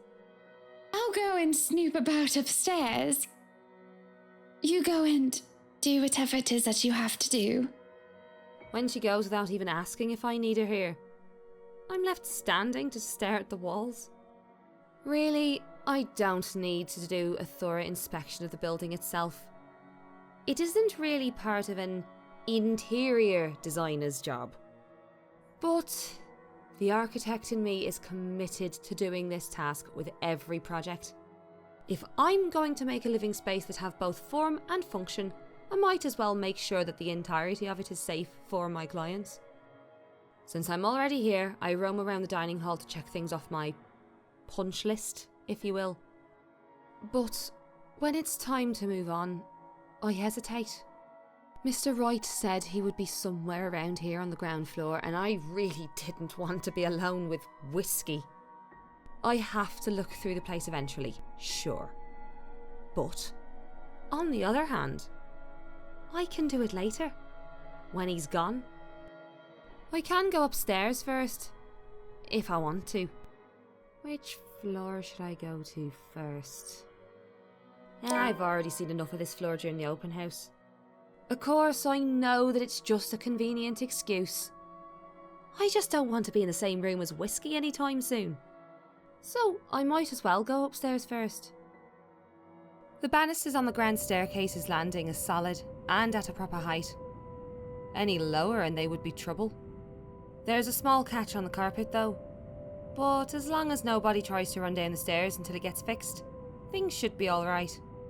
And the stained glass? Art. Restored, no doubt, in the image of the last Lady and Lord of Ermengarde. Or it was supposed to be, until Lady Charlotte's fiancé was brutally murdered. By a witch. A witch, of all things, from what I've read. You'd think the historians of this place would be a lot more scrutinised in filtering out stuff like that. I'm amazed they bothered with it, instead of replacing it with some generic cookie-cutter design. This entire piece alone would have cost roughly 500, even £1 million. Lady Charlotte Ermengarde and her beloved. Looking at the mosaic, it's not too far of a stretch of the imagination to believe that the depicted images could be Mr. and Mrs. Wright. It can be easily assumed as such, if one doesn't know the history of the mansion. Really, a place like this should be protected by the government as a landmark. But what can I do about it? Walking into the East Wing, I try to get into the theatre, but I'm met with an obstacle. The obstacle that is locked doors. 2 doors. 2! And both of them are locked. I'd be frustrated. Would be if I already hadn't snuck off while the Wrights were having their little business meeting with Miss Cooper before to take a sneak peek. With what Mr. Wright wanted, we'd have to install a powerful projector, the type they use in cinemas, and a projection screen. The seats would have to be reupholstered if they're to be any comfortable, and the walls would have to be covered in dark material, paint, wallpaper, or install wall-to-wall carpeting. Really, of all the rooms I could be jealous of, it's this one. I could just picture myself in there, watching old kung fu flicks on a weekend-long marathon. Makes me wonder what kind of movies Mrs. Wright would like. Rom-coms, perhaps? Her husband, on the other hand, I'd rather not think about it. In the middle of my notation and planning, I don't even realise that I'm not alone, until I'm caught standing in front of a locked door like a fool. Were you meaning to go in there? I'm afraid we won't be able to open it up today. Oh well, I wanted to, but it's fine. I can still survey the rest of the place. Apologies, but the key was missing when they were handed over. They told us that they'd get right back to us with it. What? But aren't they supposed to hand over all the keys once property changes hands? That can be grounds to file a complaint. They were already kind enough to let us move in so early. There's no need to raise a fuss about it. Worst comes to worst, we can call for a locksmith. The air is heavy and sombre when she grows quiet and glances out the window, out towards the vast expanse that surrounded what would be their house, their home. Then she looks back at me with a sigh and a bitter smile. Flowers, yellow flowers, daffodils, dandelions, and sunflowers and the sort all up front. Just a whole garden of them. They'll make the house look lovely, won't they? Of course. A garden is a wonderful addition to any home. As I say this, her eyes roam over me, scrutinising and thoughtful. I have to hold back the shiver that threatens to run down my spine at being inspected so closely. Yes, it must be nice. We're still talking about the gardens, yes? I mean not having to worry about what another person thinks of you. What do you mean by that? She lifts her hand and points to her wedding ring before it falls listlessly to her side. Sometimes I wonder what would have happened if I didn't marry Luke. There'll be no fights about walk-in closets or silly helipads. I could do with this place as my heart desires until there's nothing but content. Then again, I wouldn't have bought this place if it wasn't a gift for him. I probably wouldn't even be in Luxbourne if it wasn't for him. Maybe I would have moved to London, Manchester, or Birmingham. I might have even left the country altogether. France, Germany, Spain, Canada, Sweden, even America. The possibilities would have been endless. I don't know what to say to that. What is there to say? I'm sorry, I must sound so petty and ungrateful. I do love him. So very much, even if he can be a bit difficult at times. Oh no, not at all. I'm just confused why you're telling me this, of all people. Just a whim, I think. Just flights of fancy, that's all. Don't you ever think about one decision you've made in your life and wonder how much would change if you chose to do things differently? I try not to dwell on the past, ma'am. The key word is try, of course. Thinking of the past brings up too many ghosts. Memories of her. And I do wonder what would change if I just said yes when she asked for me. Maybe she'd still be with me. I return to the present. Oh, just like I said, I try not to dwell on the past. You must have been quite the pair, Mrs. Wright. Hannah Evans and Luke Wright taking Luxbourne by storm. At least, that's what I've heard. That gets a giggle out of her. And can I be blamed if I like the way her eyes crinkled? Or how she sounded when she laughed? Quite the celebrity couple, according to all the newspapers. But it wasn't always that way. Father certainly didn't approve of him at first. Why, he told me to stay away from him. Told me that I was too good for him. That's the usual overprotective dad speak, though.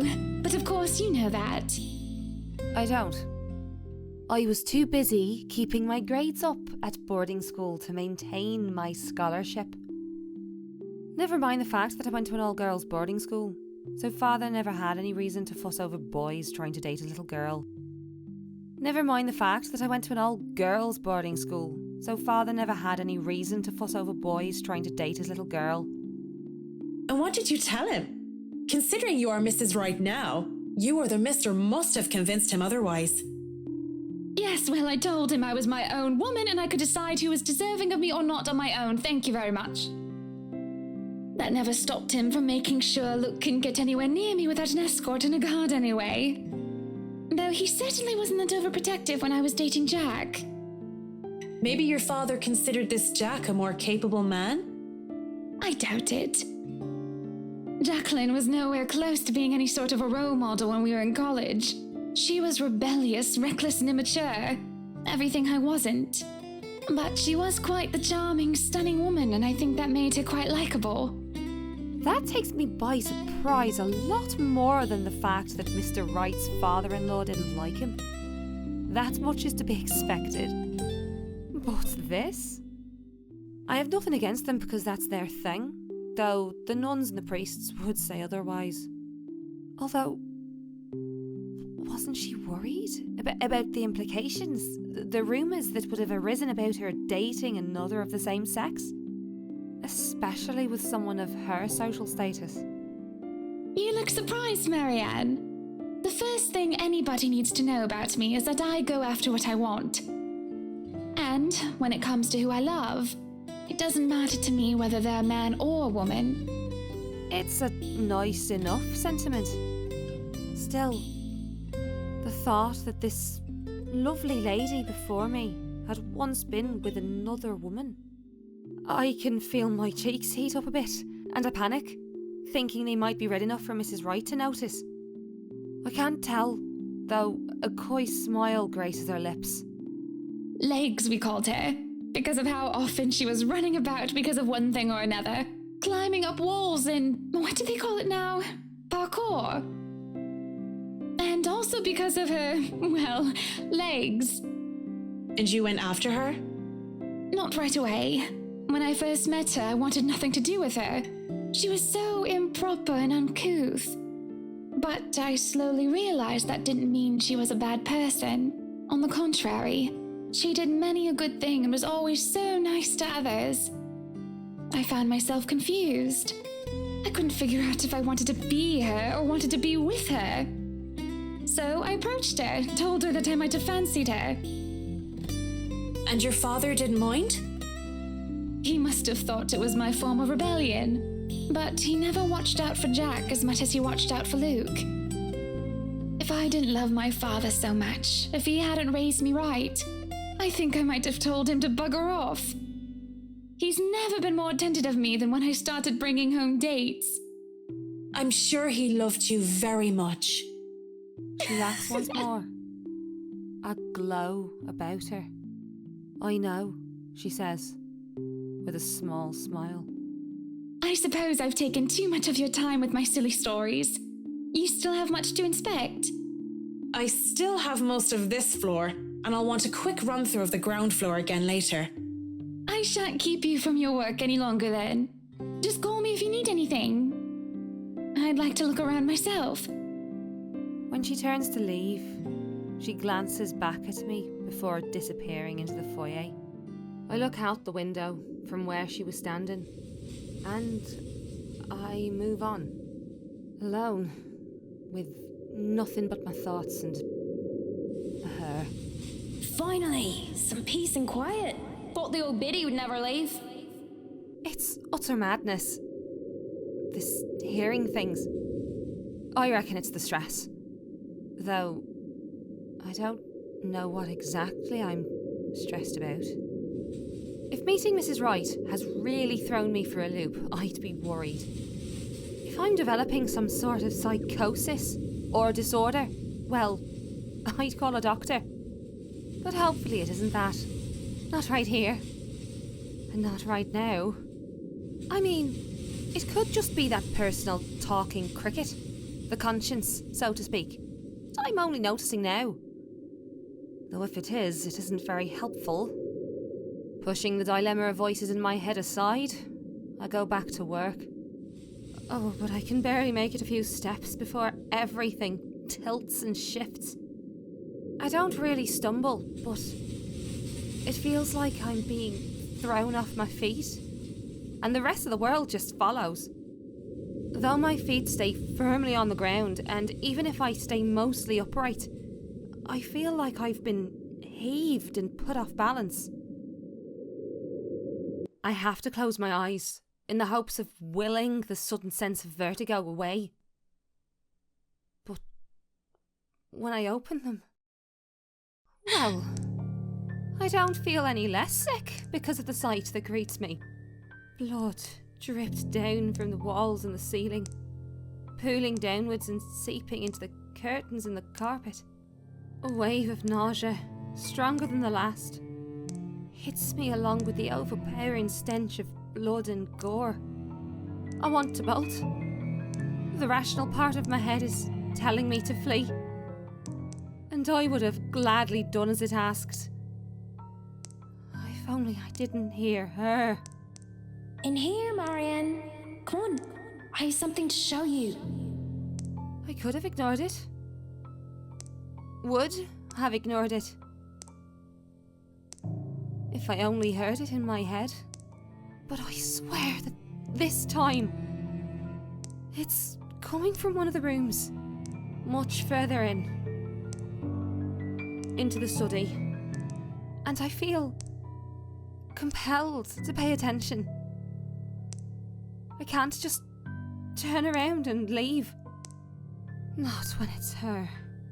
I don't even think as I follow the sound of her voice. Lorraine.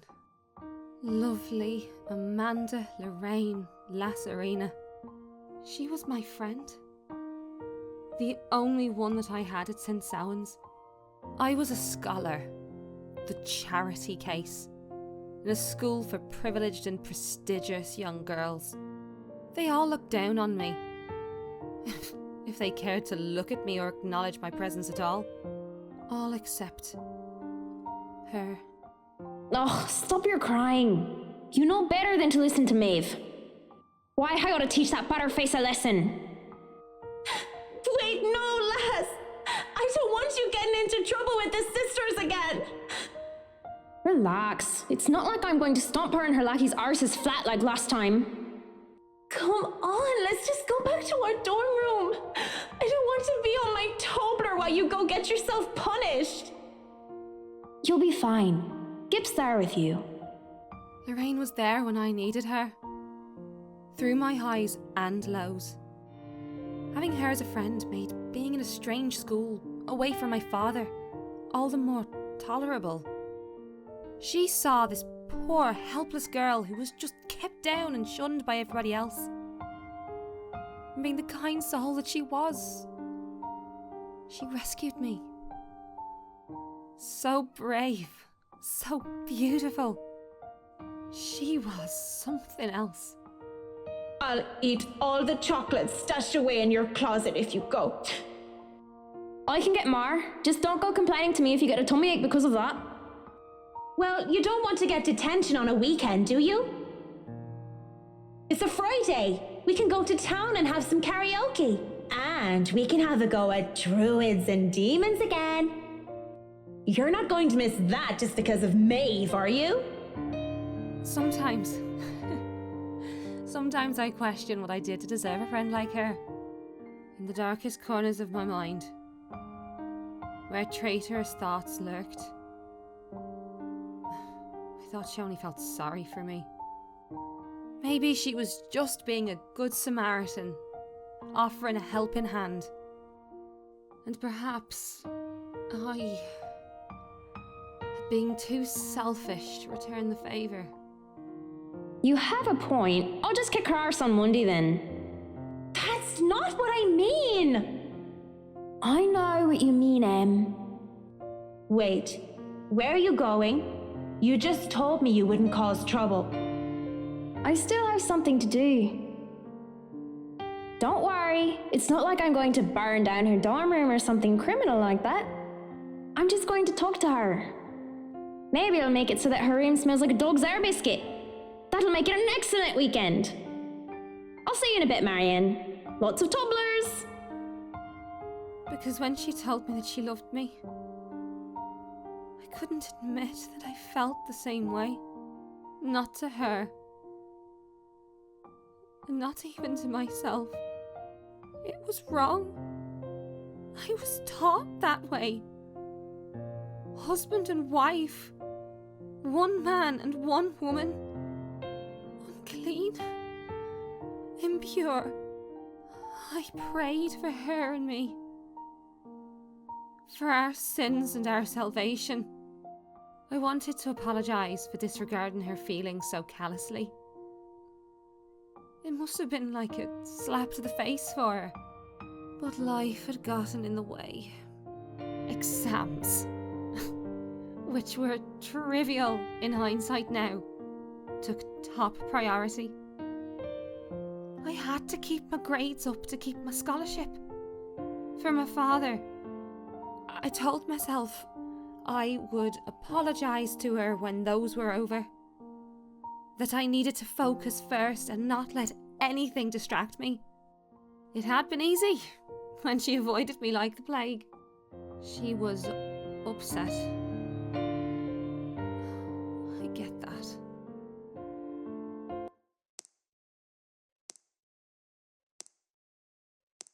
I thought I had the time to make things right, but... At 7 in the morning, students found a 5th-year dead, assumed to have fallen from her dormitory window. They told us it was an accident. That was the official statement. But I knew better. She was dead because of me.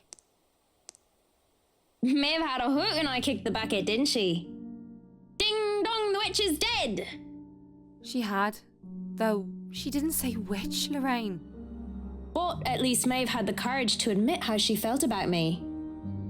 I don't even know how long I've been stuck here in a trance. In the mirror, Lorraine smiles at me.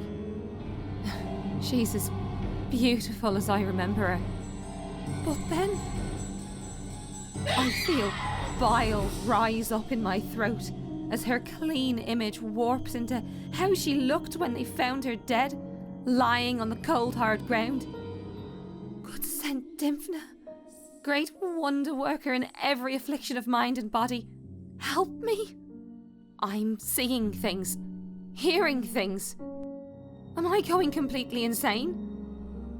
Looking everywhere but at her, I hope and pray that it's enough to will whatever this is to go away.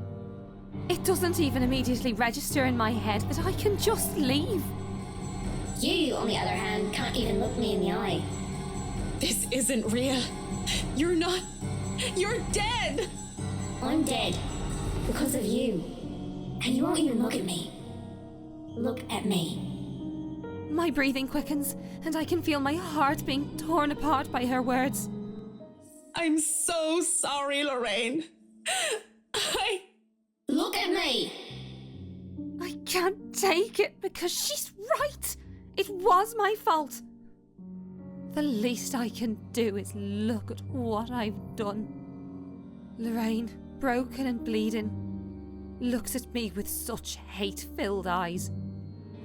An unnatural smile stretches across her face, and I can only see malice in it. Then she lunges as the mirror ripples around her form, the glass parting like the water's surface for her. She grips my shoulders, and I can feel her nails dig deep, sharp even through the fabric of my clothes. There you are. Apologies spill through my lips as tears cloud my vision. But I won't give in to this madness. With every bit of strength I have left, I struggle to get away from her. Fear grips and threatens to choke me. I endure.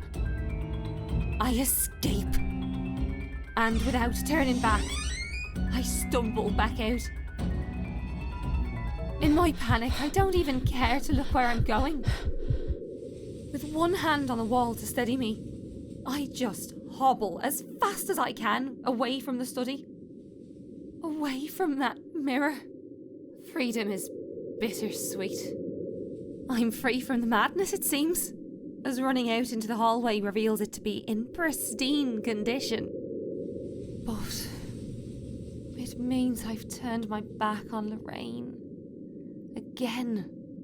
I have no plans of stopping. Not until I know I'm safe.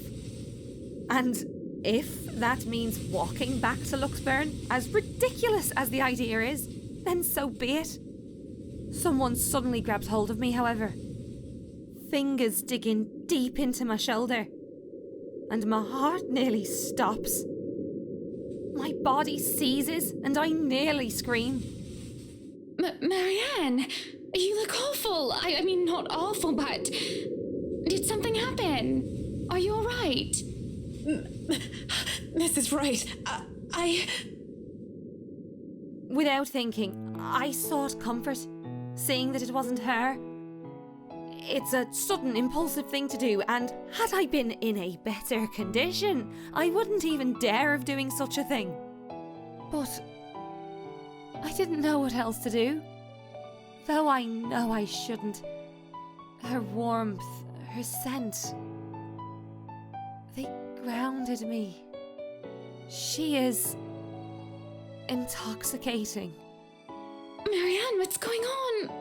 Oh, you're shaking like a leaf. Tremors run through my body as soon as my mind realised I'm no longer in danger. I wanted to cry, scream about what I'd seen. Like a scared child, I couldn't control myself.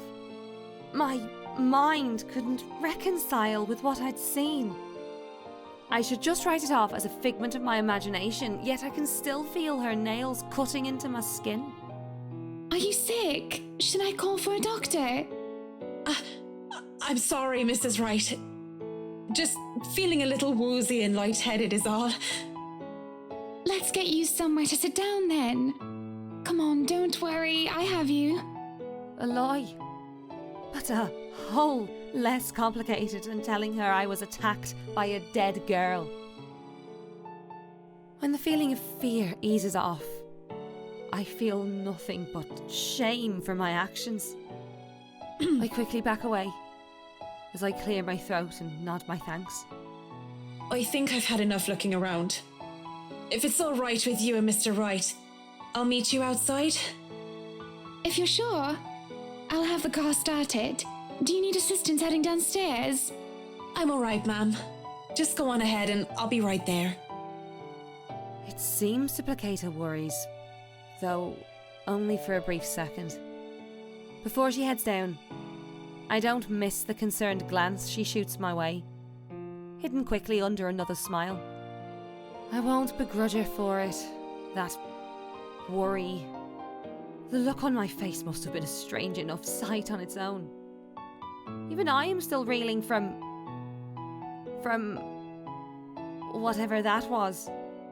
Her voice still whispers in my ears. After all these years, she's still... No, Marianne.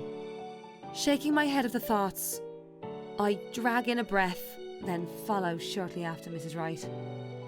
Whatever has happened in the past, it's long gone. Only memories now.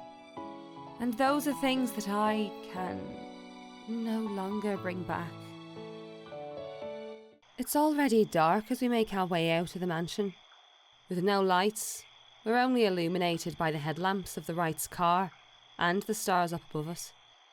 The sight of them helps me compose myself much more than several minutes of being alone did. The car's engine is running, yet the two still stand out on the lawn. Mrs. Wright is busy, eyes up to the stars, and Mr. Wright, arms crossed, has his eyes down on the ground. It is the crunch of the grass under my heels that brings their attention to me. About time, what took you so long? A minute longer and I'd think the house swallowed you all up. Oh, hush, dear. I'm sure she has her reasons. Marianne doesn't seem the sort to idle. Sorry, I was just checking on something important. See, business is business and they take time, love. You should know that better than anyone. So, Marianne, what do you think? Are you the woman for the job? I know we already signed papers hiring you, but I want to be 100% sure that you are committed. I glanced back towards the mansion, knowing what I had seen there. Or rather, who I thought I saw there, because there is just no way. Oh, not to mention how I acted towards Miss Wright. For goodness sake. I should feel the slightest bit hesitant. I was lucky. I've seen enough films to know what happens when a promiscuous woman enters a haunted house. This is my chance to turn it down. Make excuses, say that I'm not up to the task, that I need to take care of my old sick father. Just pay the fine, which is probably outrageous for a contract like this, and let it go. I should turn it down. But for some obstinate reason I can't. In the same manner I haven't let go of her, of the regret that has shadowed me since that day. Much as I hate to admit it, even to myself. Seeing her again, the mischievous glint in her eyes, the loose tendrils of her hair curled around her forehead. It's something I've terribly missed. And now that it's here, almost within arm's reach, my father would tell me, sometimes you just simply have to go through with it. Consequences be damned. And, well, I don't really have any logical reason to say no. At least, not something a client like the Wrights would want to hear from a professional designer. It's certainly an interesting project. You can be sure I'm seeing it through the end. Such dedication! Oh, I do love the determination. You were always determined like that, weren't you? Hearing her voice again sends a chill running down my back. Oh, I can't wait for this day to be over. From the mansion and through Anselm, I rode with them in silence. But as soon as we hit the city proper, I asked to be dropped off and bid them good night. I thought it'd be best if I didn't stay too long in confined spaces with either Mrs. or Mr. Wright. Both seemed to cause me serious trouble, and if the project had been any less interesting or grand, I would have dropped it without a second thought. Would have. Shouldn't have. Won't. I assure them that my place isn't that far off, and I have to fight off the urge to roll my eyes and groan when whiskey throws me a little smirk. But even in my own home, peace is elusive, as is sleep. I lie awake, thinking of what I saw in that mansion, of who I saw. If I so much as hear a single whisper from her, if I so much as see a wisp of her hair, I'm afraid I'll go mad. But none of that happens, and it makes me feel hollow. For 2 nights, I've had trouble sleeping. But it's only 1 in the morning, when fatigue has already let me rest, that I'm reminded of what terrifies me so much. In my restless dreams, I see that mirror, the one in the study, and in it, I see her. I see them. Lorraine and Hannah. Hannah and Lorraine. Poor pathetic Marianne. Work, work, work. She'll work herself to death.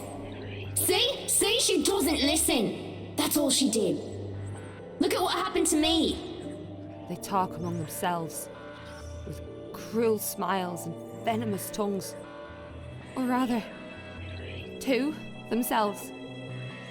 2 heads, 1 body. Horrible mockery of these women. As if they were the one and the same.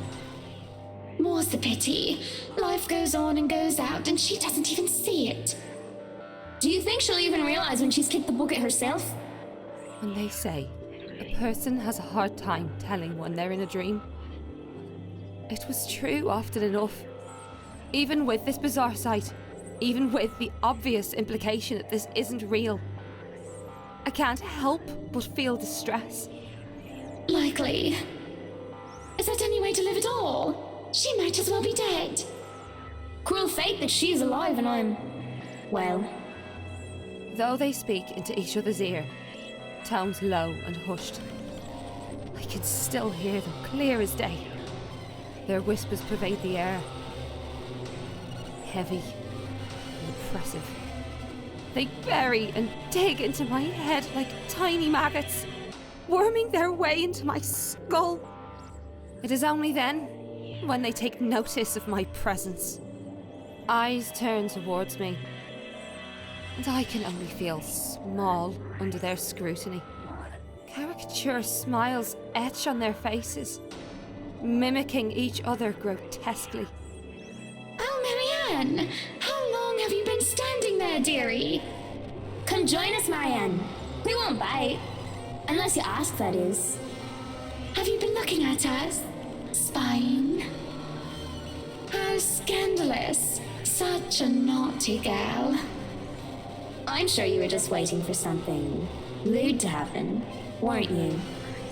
You know she will not admit it. She thinks it wrong. You've said it so yourself. Yes. She thought me wrong, impure, abnormal, because I loved her. My breath hitches, and I open my mouth to protest. But they stop me, screeching. The mirror that holds them cracks, lines spidery across its surface. Do not lie! We know the gluttonous thoughts you try to deny, girl. All those desires you bury beneath that sickening guilt. You act the martyr when you turn the bed you lie in into your own hedonistic hell.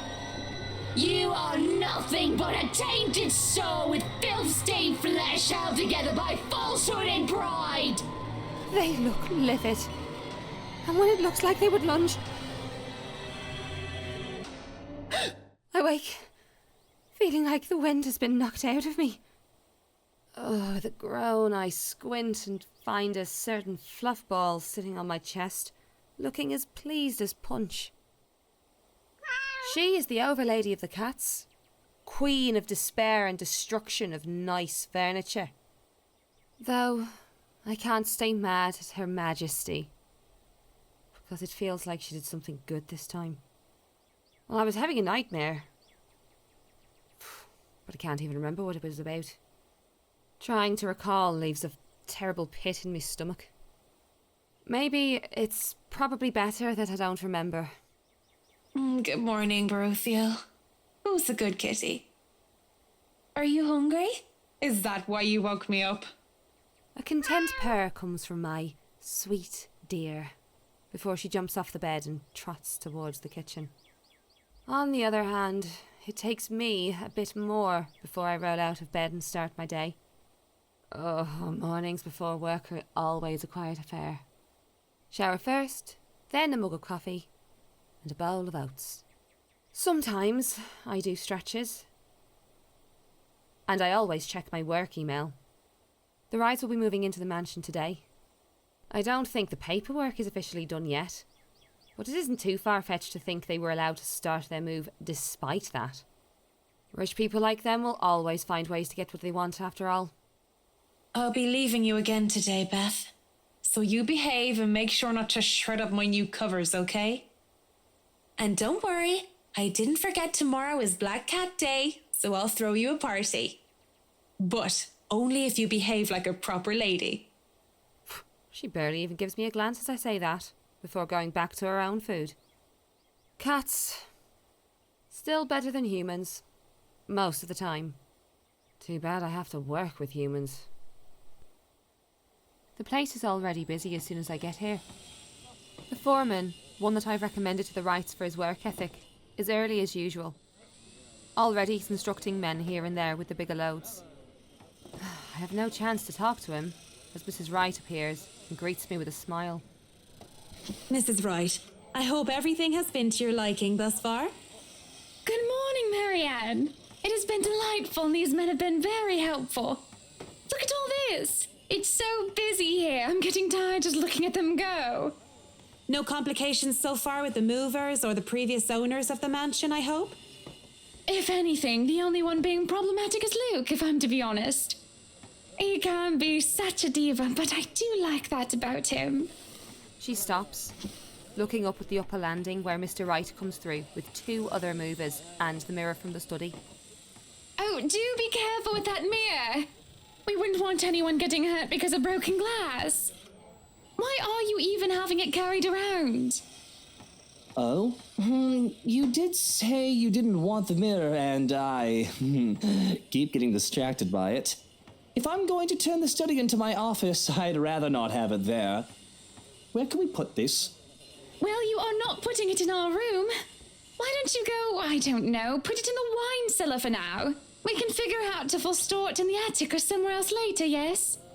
You heard her, boys. To the cellar it goes. Mush! The movers bring down the mirror 1 step at a time, no matter how much the man tells them to hurry. An unsettling feeling grows in my stomach as I see our reflection in the bloody thing. And I look away, not wishing to risk anything. If I see Lorraine's image in the mirror now, I wouldn't know what I do. I don't have the luxury of privacy right now, and I'm not going to break down in front of all these people. As soon as they go into the kitchen, I realise I'm holding my breath. I let out a sigh of relief when I think nobody is looking, and I go back to the task at hand. It'll be a terribly busy day, and there's no need for me to even think of anything else. I talk with the foreman, fill him in on which room is which. It seems I'm doomed to not get any significant work done without being interrupted when it comes to these particular clients, however. Marianne, dear, have you had breakfast yet? Well, I do believe it would be considered brunch at this hour. Oh yes, Mrs. Wright, You must join me. Johans has already been breaking in the kitchen, as they say. I do not see the others settling down for a meal anytime soon. Someone might as well enjoy the food while it's hot. And that someone might as well be us. I should say no. I really must say no. But the way she smiles at me makes it difficult to do so. Oh, look at how ridiculous I'm being, acting like a silly, nervous schoolgirl with a crush. It's just brunch, and who am I to say no to a client? It would be impolite to do so. It's not like I'm going to agree because of anything other than propriety. I'm not agreeing just because she batted her pretty eyelashes at me. If you insist. It really isn't any of those. But it's something about her eyes, rather. She looks like she needs a good talk. A friend.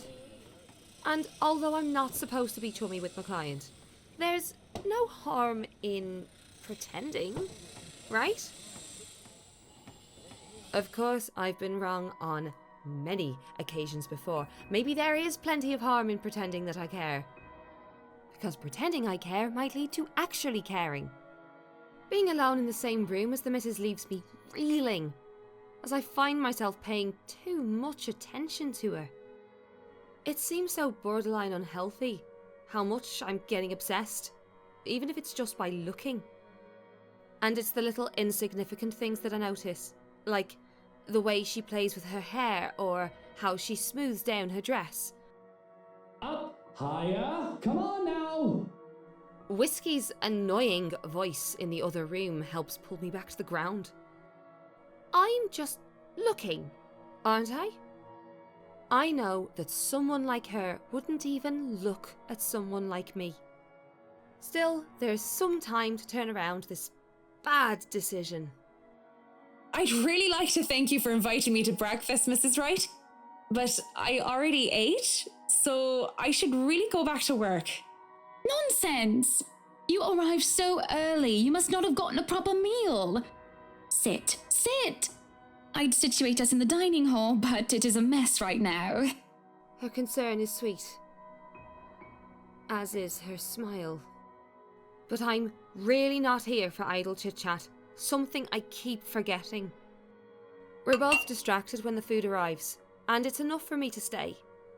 At least until the meal is over. No more, no less. Just to be polite.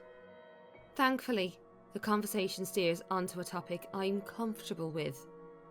Work. This goes on for a bit, and I can't be more relieved.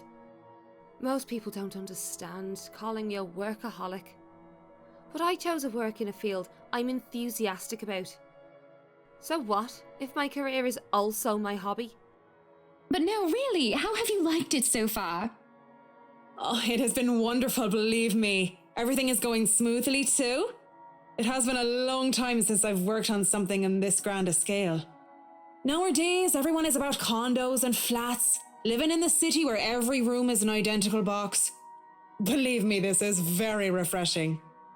We lived in a condo before this, Marianne. I didn't mean any insult. It's fine, sweetie. Look at you, all frazzled. I was just pulling your leg. Luke wanted that penthouse when we got married, and you can thank him for purchasing this place as well. Wait, doesn't she own the house? I'm pretty sure. I have no business with it though, it's theirs to hash out. But apparently the momentary confusion has been visible on my face. Don't be fooled. I'm just the treasury. I wouldn't be able to make a purchase this grand without his seal of approval. I see. That's it? That's all you have to say? Yes. What else is there to it? Without warning, this nice, friendly chat devolved into something horrible. Something sad. But I really don't know what to say, Mrs. Wright. We were talking of no topic in particular, and... Luke. We were talking about Luke. About him not eating breakfast with you? About him treating me as if I were some treasury! Despite my general dislike for the upper class, I sometimes feel pity for them. They may have all the money in the world where material things aren't a problem, but they don't even see what they've become, where they've ended up, or what they've done most of the time. They're shut in by their own trap, forced to play along with society's expectations, and do anything to stay where they are and to keep what they have. A world where even people feel or are treated like they are mere possessions. When someone is at the top, the only way for them to go is down. I've worked with many Hannahs and Lukes and Whiskies, but I've never been one of them.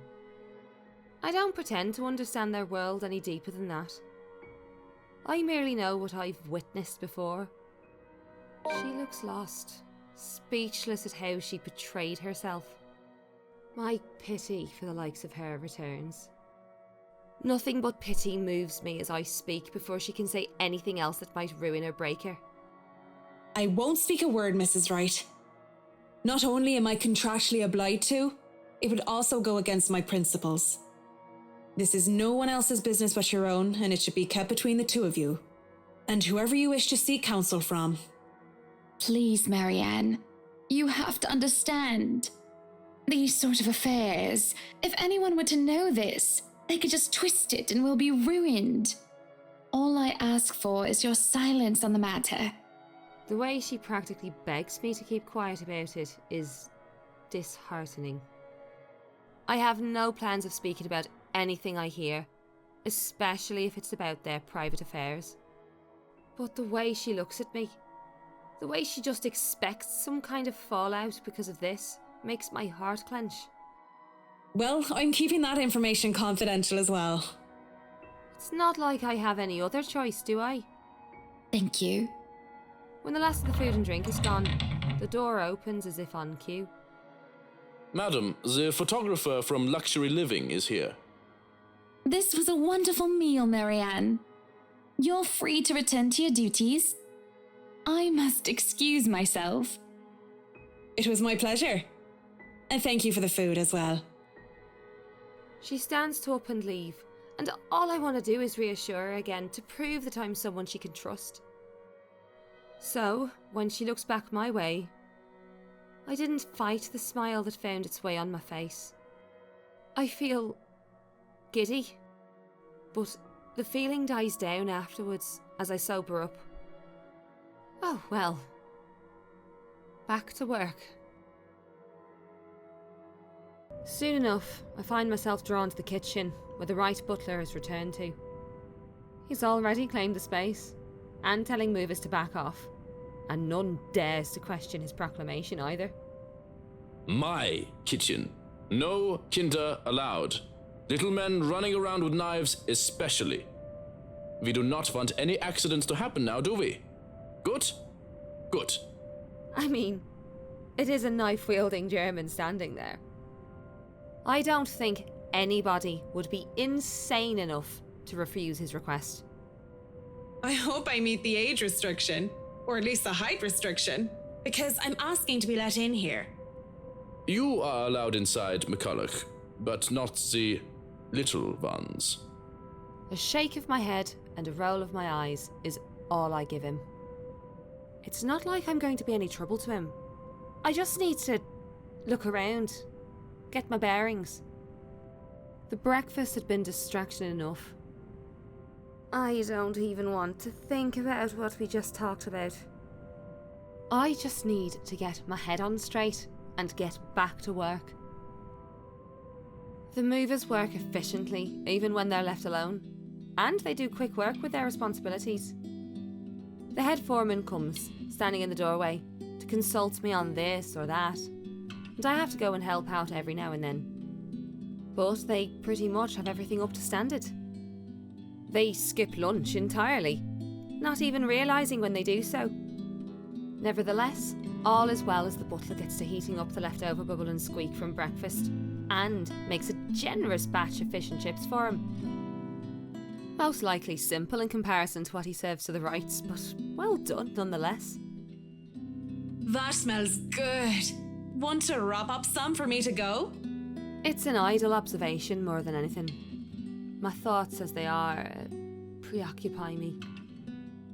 If there are any left, one can't go wrong with fish and chips. Everyone loves them, even my husband, and he's American. I really do hate getting so up close and personal with my clients. It's a distraction. It is obvious to me that I've gotten my priorities all wrong when I can't help but think about what I heard, what I learned about the right couple. These things have a way of creeping up on a person. Thoughts, ideas, whether they are fact or fiction. They creep up and fester, crawl and writhe in a way that twists. I hear giggling, delighted and mocking. They creep up, and the sensation of fingers ghosting briefly on my arm causes me to freeze and hiss. Don't! I half expect her to be there. Whoa, no need to scream bloody murder! It's just me. Quiet down before you break glass. But it's just whiskey. Don't do that again. Ever. I don't like being scared. Though I don't believe in the likes of spooks, being startled is not on the top of the list of things Marianne likes. Lucky for him, I have nothing within reach, or he would have gotten on friendly terms with something like a rolling pin. What was with that reaction? Were you really scared? Has Johann's been telling you ghost stories? He just loves to scare people. Isn't that right, Brother Gurium? The butler's expression is unreadable. I've hardly seen any emotion on his face to begin with, since I started working for the Wrights. Well, aside from vague amusement. There must have been something there, though, judging from Mr. Wright's own content look. The expression on Mr. Wright's face is almost cruel. But neither of them spoke, even as Johans leaves the room to serve the workers their late lunch. So, now that we're alone, Marianne, what are you so jumpy for? I was just thinking about all the urban legends the movers have been telling me about this place. Don't tell me you believe in that tosh. They're nothing but tales made up to scare children. Timmy, Billy, don't you dare go up to that big mansion and get in trouble there. The ghosts are going to get you. That's a boring way to look at it, but that's usually what it is anyway, no? Like I said, I was just thinking. It would be a relief, actually, if those rumours of this place being haunted are true. That just means I'm not going bonkers. Hearing, let alone seeing, a dead person isn't exactly the symptom of a healthy mind. Sure, it means there would be such things as ghouls and goblins, but at least I'd be sane. On the other hand, there would actually be a dead girl walking around. If you could excuse the inane question, Mr. Wright, you haven't noticed anything weird here? A simple enough question on the surface. Yet, I notice the man stiffen as the question leaves my mouth. I wouldn't have noticed it if I wasn't watching his reaction intently. But in his eyes, I see something dangerous. That depends on your definition of the word weird. Are we still on the topic of this place being haunted? Because no, things have not started to fly around and we have yet to require an exorcism. I don't think my head would like to do the whole 180-degree turn thing. Well, maybe that, but no strange people? Aside from my usually weird butler and all the weird men traipsing around touching my things? No, not really. Why do you ask? Have you noticed anyone strange while you were here? Because you must report it to Johans and he'll have security handle it. But these reports better not be about ghosts and things that go bump in the night. I don't want to waste manpower on the boogeyman or senseless witch hunts. I'll keep that in mind, Mr. Wright. But no, it's nothing like that. I guess the mansion is just strange for me. It's a unique project. No strange men or women lurking about then? A dead teenager would technically qualify as strange. But, yeah, the whole I see dead people thing isn't going to go over well. None that I know of. But I'll inform Johans immediately if something comes up. I'm serious, Mint. You see anything, anyone suspicious, and you report it. Immediately. I think that goes without saying. The concern he had on the talk of security is quickly gone. His arrogant, smug smirk returns, if a bit subdued.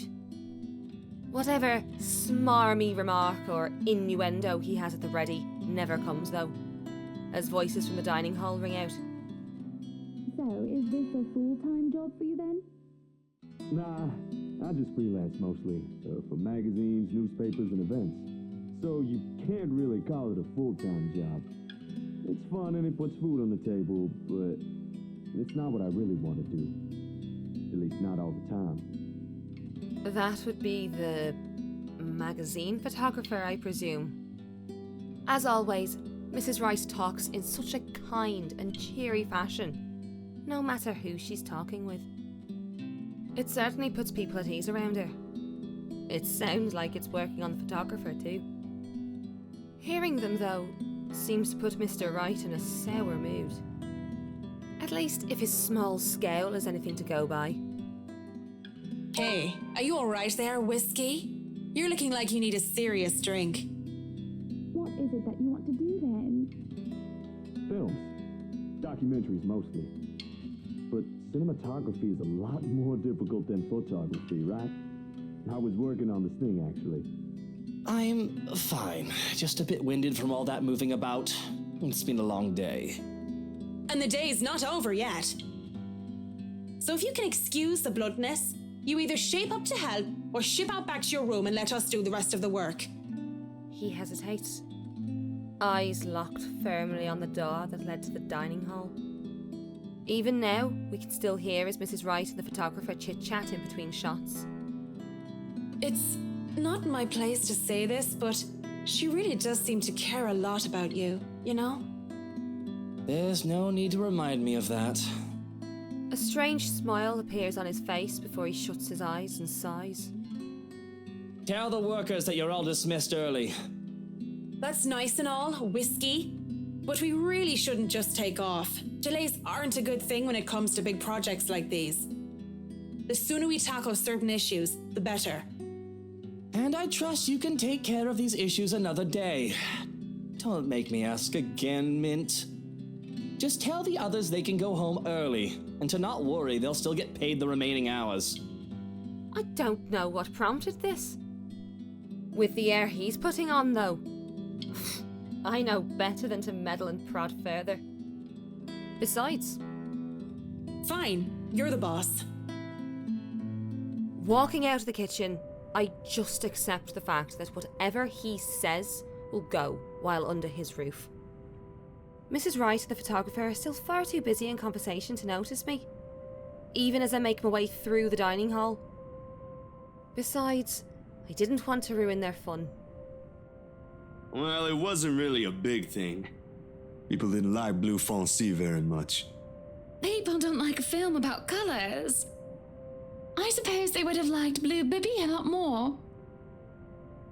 Going to the foyer has me stumble upon the family butler once more, who raises a brow at my presence. And where are you off to in a hurry, Miss McCollough? The foreman is looking for you. The Bratwurst wants us off the clock. He's dismissing us early because of... Oh, I don't know. He just wants us out of here. I'll go and call a cab for you then. It would be for the best that you leave when he asks you to. I don't doubt it. My ride back to the city doesn't take too long to get here. Granted, there were some difficulties at first, because the driver didn't know where the Ermengarde mansion was. He tried to have us hand over GPS coordinates from our smartphones or some other technobabble I didn't care about, and the butler did not understand. But as soon as we told him it's that haunted mansion over in Anselm village, he knew just the place. And finally headed over, albeit with some hesitation.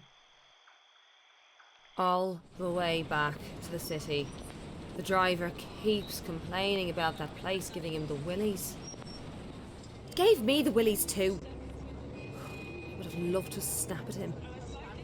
But as soon as the thought occurs to me, another blossoms at the forefront of my mind. One that has somehow bothered me greatly. More than my exasperation over whiskey and his projects, or wanting all of it to stop. There has been no Lorraine whispering in my ears today. Worse, I find myself searching for it. Searching for her. Damn the where she! Loose ends!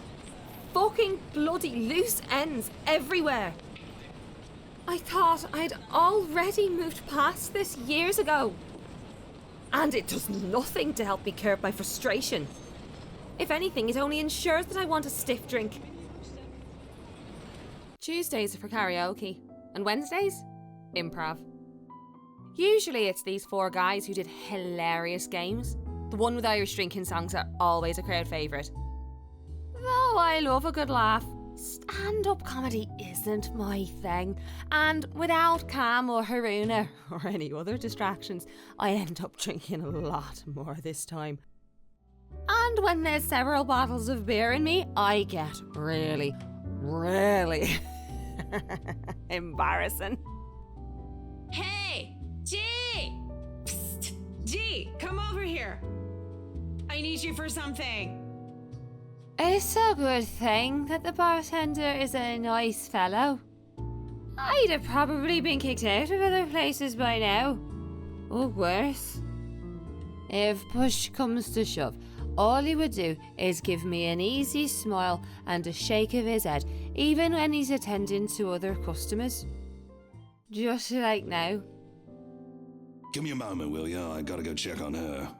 He's some Asian guy. And I'm pretty sure I've seen him here before a couple of times, although he never talks to anyone else except G. The girls used to be all over him too, but he always turned them away. I'll be here. You go do that before she falls over. All right. What is it? Do you need someone to help you get home? Bartender, pour the wine. I think that's enough alcohol for you, little missy. I'm cutting you off. A whine comes from the back of my throat as he pulls my bottle away. I have no hope of getting them back once they're behind the counter. Even in my drunken mind, I don't dare hop over it for them. Because what little sense I have left knows I'd sooner take a floor dive than succeed in wresting a bottle from a sober man. But that doesn't stop me from trying to reach out with my arms like a stupid idiot anyway. He smiles and shakes his head just like I knew he would, before going back to the other guy. Right now, where were we? How you holding up, boy? With no drink and no one to really chat with, I would have gone home or gone to sleep on the bar right there and then. But I'm not ready to stand up and try to trek back home just yet. Same old. I'm still on the Luxborn firm case. Those blokes they talk about being in dark suits, whisking people into the night or some shit and all that. Didn't the media call it some ridiculous name in the morning news? What is it this time? Wait, don't answer that. They've called it a lot of things. As long as people don't start running around claiming they're the Illuminati. So, what have you got for me this time, G? Anything good? Slow down there. You haven't even told me what sort of dealing dosh we got. Who are you looking into this time? Their talk would have interested me, would have kept my attention, if I gave a damn. But in my current state, I can barely give two fucks about the things going on around me. All these words are just buzzing, barely surfacing from the sea of sounds that is the pub. And it would have stayed that way, perhaps even drowned, if I didn't hear his name. Luke Wright. You know the guy. And don't pretend like you don't, G. It takes a special kind of ignorant not to know who he is. That smug blonde who likes throwing round his money. He was just here a few days ago, as a matter of fact. Great tipper, if you think him just dumping a wad of cash on the counter after having too much whiskey counts as tipping. Why are you asking? He dirty? You have no idea, G. He's probably the worst sort you can imagine. Luke fucking right. Fucking whiskey. Even without him around, I'm still hearing about the guy. What the absolute fuck? Despite this, I find myself getting up and sauntering over to join them before I pipe up. Is this smack talk about Luke fucking right I'm hearing, eh? Private conversation here, lady. There's only amusement on G's face. The Asian guy. He starts to look ticked off as hell. Don't worry, Holmes, she's clean. And she might be able to help you with your, predicament. Course. A drunk's just stumbled through here with what I need. Get real, G. No offense, lady, but you're smashed. I know, right? Nothing beats being drunk after a hard day's work. Especially when you're working for Mr. Luke Wright. So, she works for the guy? Doesn't that make her, I don't know, suspect? See, have a little faith in me, why don't ya? I don't have much, and you might as well have something to go off. You're the one who was so desperate to come running to me for business. Yoo-hoo! Still right here, fellas. 5'11", can't miss me. Unlike Shorty over here. What's with that mad look? You want to dance, boy? You don't look like you can bust a groove. Maybe a leg, but with that fancy coat of yours. To add insult to injury, I move directly behind him and use the top of his head as an armrest. But when he shakes me off, I plop into the seat right next to him. Don't try me. You can hardly stay on your feet. We don't want to ruin your fancy coat, do we? Ah, children, the both of you. But you're still standing after all that, are you? Matt, you see this giantess? She's a legendary regular here. Been treating like there's no tomorrow. I'm a bit jealous. Can't do that anymore or my liver will give out on me. Good with the mic, too. Don't see you much recently, but I guess you're always busy, aren't you? You're some fancy designer or something, if I remember correctly. Wait, I know you. You were at the open house for the mansion. Yeah, that's right. Marianne McCollough. I'm a famous interior designer extraordinaire. Ooh, that rhymes. Anyway, you guys were talking about that weenie Luke Wright, right? Or something. Can't really talk about it. I don't even know if I can trust you, even if G said you're clean. But anything would be of help. Well, I don't gossip about my clients, if that's all there is to this. You wanted to gossip about him a few minutes ago, Marianne. And that was the beer talking, not Marianne. You won't mind if we ask the beer a few questions then? Maybe. Depends on who's asking and what they're asking. But seriously, that guy is abso-fucking-lutely frustrating. One moment, he's an absolute dickhead. And then he's acting like an actual decent human being the next. I just can't figure him out. I can't imagine how that pretty wife of his can put up with him. If I were her, I'd dump his flat arse straight up. And I'm not saying that because I think Hannah's pretty or anything. Luke is a catch too. They both are. But I really cannot, for the love of all things holy, see how they even work out together. So, Luke Wright, have you noticed anything strange about him while you were working with him? Anything peculiar? Of note? You're the one being peachy right about now, Holmes. But nah, nothing that comes to mind off the top of my head. He's just like most rich, smarmy arseholes and then some. A giggle bubbles up and I press my cheek against the cool countertop with my eyes shut tight. just because. Eventually cracking one eye open, just in case they thought I fell asleep, I grin at Holmes. So, Holmes, I'm guessing you're some private detective or something. Is it Hannah? Did she pay you to look if he's been cheating or some such? Hannah's the wife, right? What about her? How is she? How is she or how is she? Well and good. Definitely the nicer of the two and sexy as sin to boot. Not a private detective then? Are you from one of them tabloids wanting to know if the Luke Wright doesn't know how to put his pants on right? Pants. I'd take the pants off of... Ah, here we go. Slipping, slipping. I haven't been this drunk in such a long time.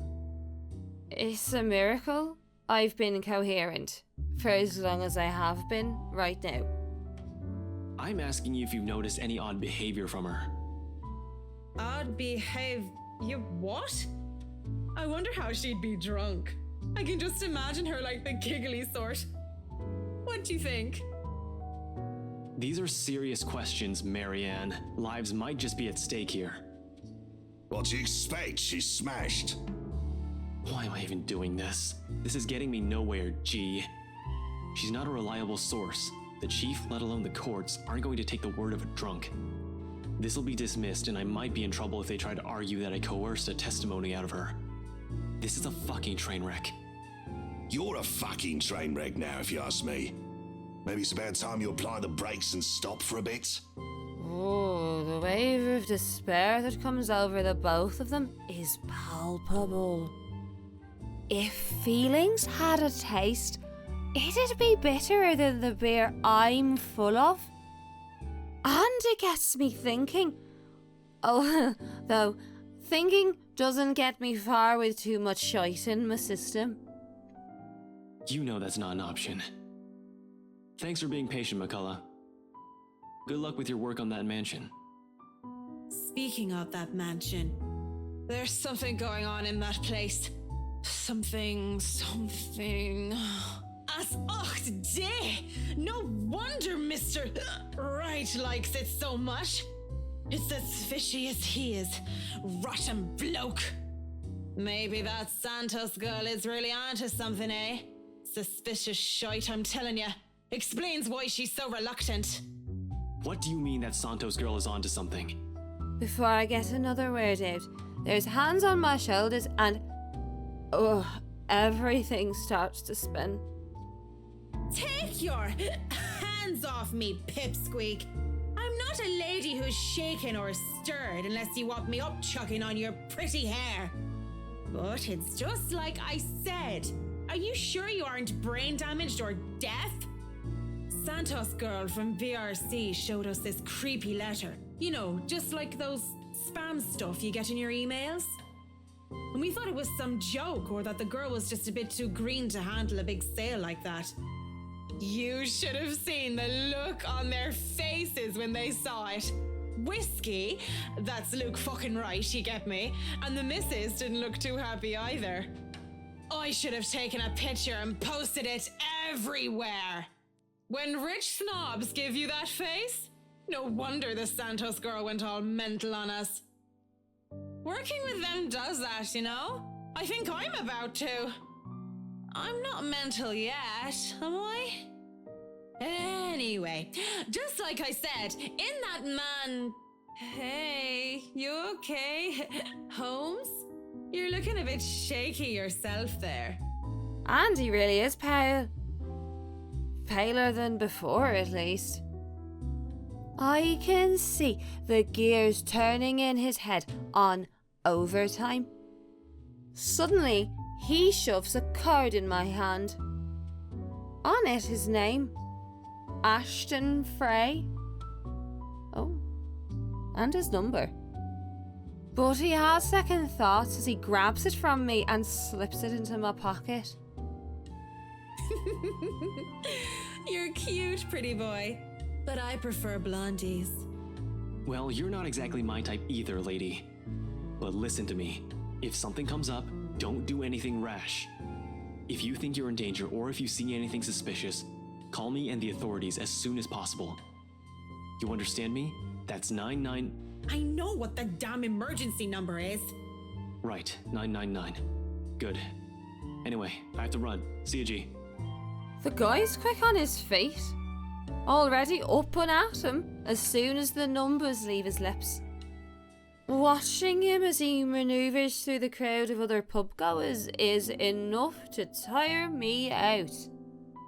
Fast as he can, he's at the door and throws us a smile. And that's all we get before he's gone.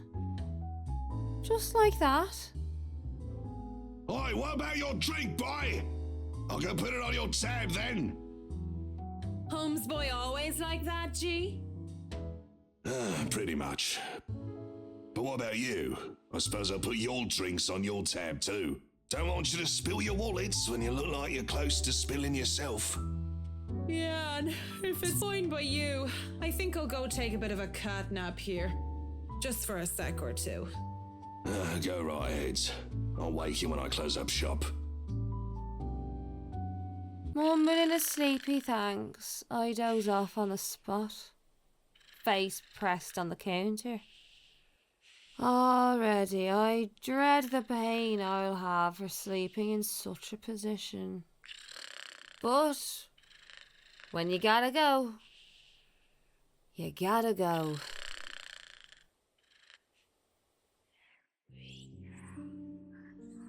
Oh, Marianne! How long have you been standing there, dearie? Come join us, Marianne. We won't bite. Unless you ask, that is. Not that I can get that much sleep to begin with.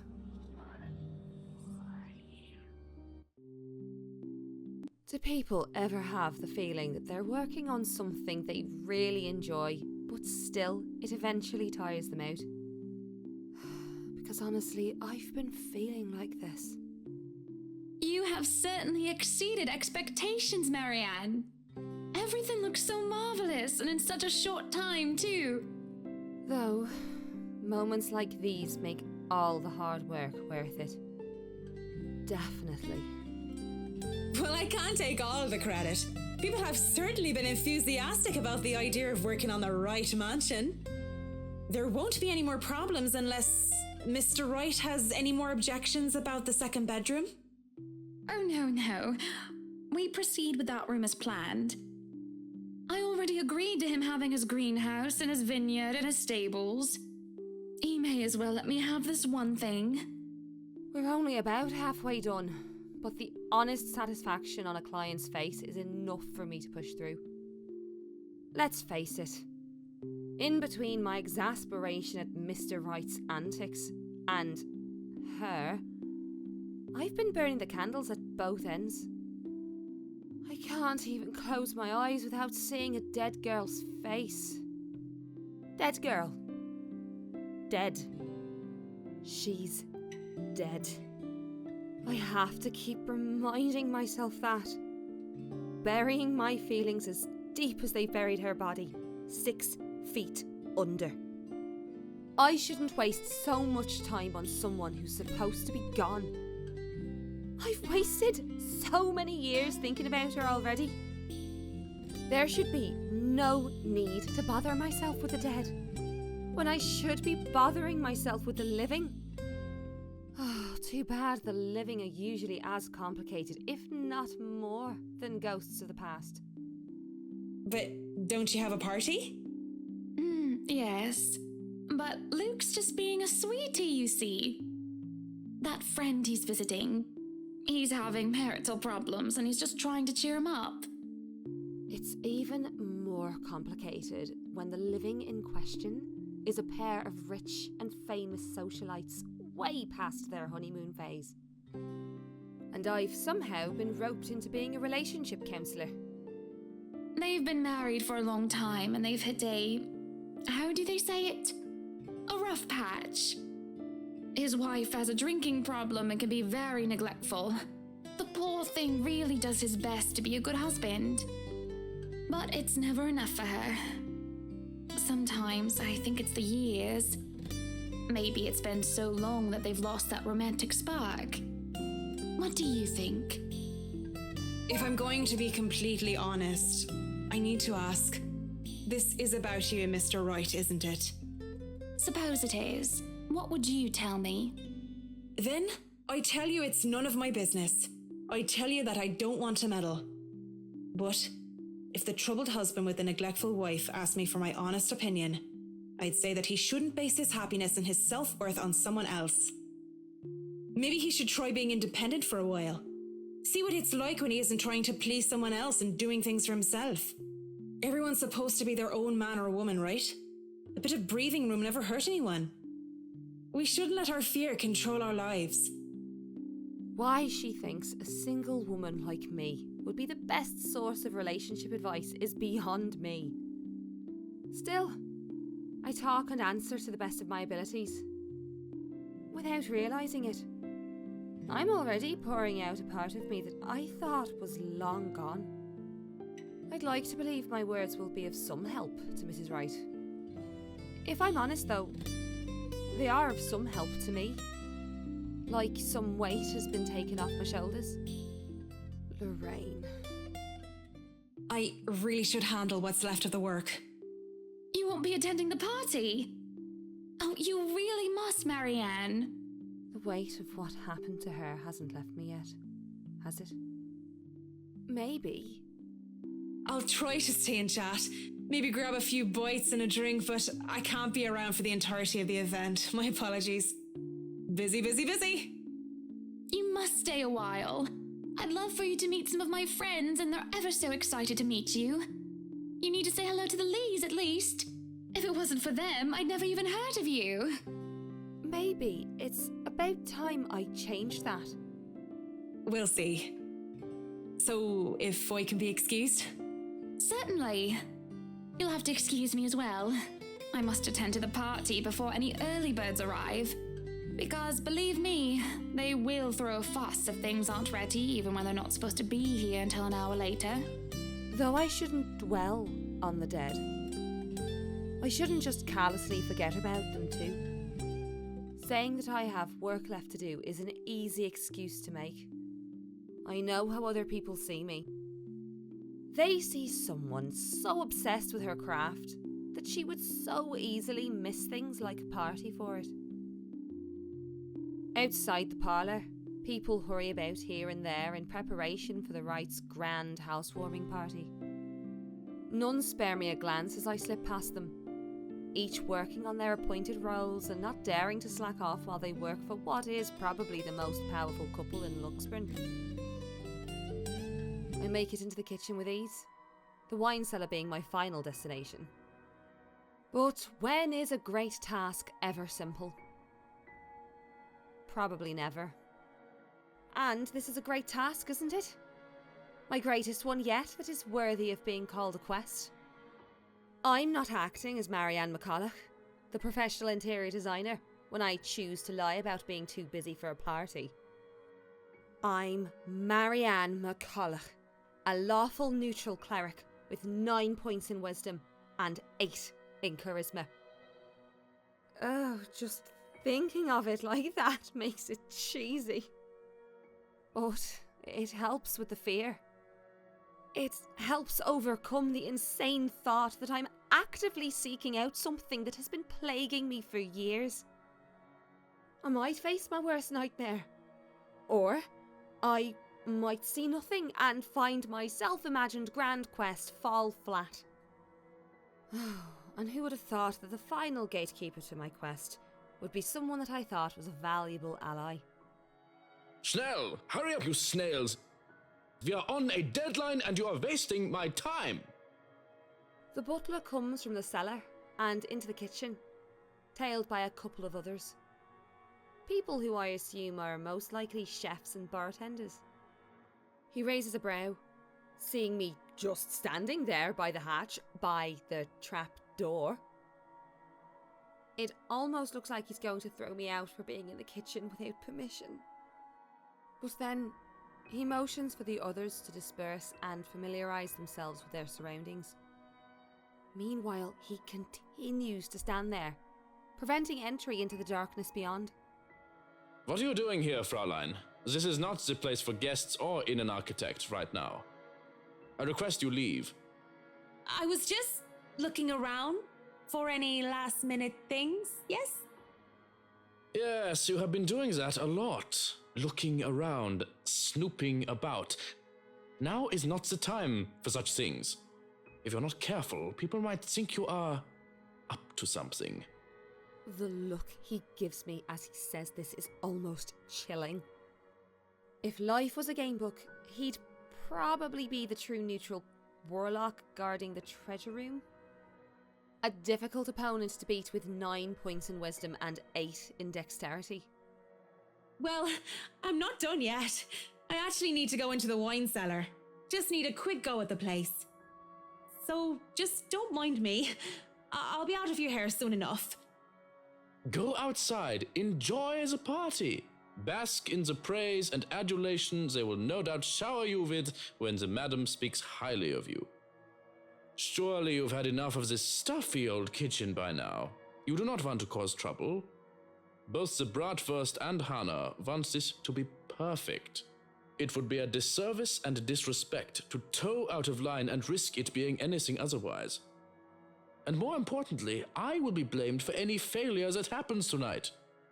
His intervention almost turns me away. Maybe this is a sign that I'm not meant to seek Lorraine out. But... Please, it's really important.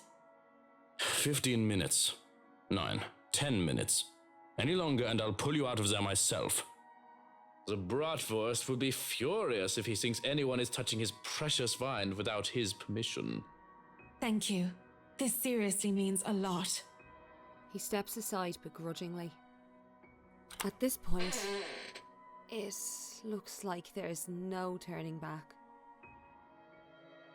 The cellar greets me ominously as I descend. The space feels smaller, with a lot more bottles lining the wall compared to before. And knowing what might be awaiting me here, it makes things worse. The mirror that had been moved from the study is my goal. I did not return to it after my initial discovery, but the thought of Lorraine, how much I want to see her again, even if it's just for one more time, keeps coming back to mind. As I walk through the cellar, I have to stop when I feel something crunch beneath my feet. Whatever few bottles were left behind here are now nothing but glass under my heels. Perhaps dropped by one of the many chefs and bartenders the butler has escorted through here before. And it made a downright mess, with red slick pooling from the remnants of a good drink. With how dark this place is, a person with a dark enough imagination can easily mistake it for blood. I can't help but think it is, despite the easy, logical explanation that had come to my mind, only because of what I'm about to do. It's merely a momentary distraction. As I continue to the end of the cellar where the mirror stands, propped up on the far wall, it gleams innocently, while pretending to be a simple and ordinary mirror. How morbid to think that this thing can show a person their deepest, most desperate desires and then twist it to an image so dark. That's what I had seen that day, though I had heard Lorraine many times. I had only seen her here, within its frame. I wonder if people have discovered it before. How many were wasted away in front of it, enamoured? And how many were frightened away by what they saw? Yet, as I stand before it now, nothing. I can barely see my own reflection in this darkness. How does this even work? Mirror, mirror on the wall? Something? Anything? Nothing. touching its surface doesn't make it magically activate or anything like that. There is no sudden surge of power, and I am not suddenly granted sight. It stays what it is. A mirror. Was Lorraine's appearance in the mirror all some sort of fever dream? Am I really that burdened with guilt and despair that my mind would eat itself in my stress and have me hallucinate such things? Either way, just going here on some crazed obsession for a girl long gone must warrant me a trip to the doctor. Already, I feel ill. After a few more minutes, in the hopes that something would change, I turn around to leave. I can just go back upstairs like nothing ever happened. Perhaps drop by the party for some hors d'oeuvres. Then go home and collect myself. Besides, Mrs. Wright is expecting me and I'm Going to leave me again then, are you? I stop in my tracks. But I don't turn back. As much as it pains me, I don't look back. If I'm just hearing her again, desperately delusional, and I look back and see nothing. No, I don't want to give myself false hope. But when I feel fingers around my wrist pull at me, I look back in shock. My first thought is, how in God's name is this possible? And the second is, Lorraine. Her hands are cold. Are you that mad at me that you're just going to ignore me, Marianne? I don't know what to say. And I can only stare at her in wonder. She stands there, in the mirror, with only her arm extended outward for my sake. I look at the hand still holding my wrist.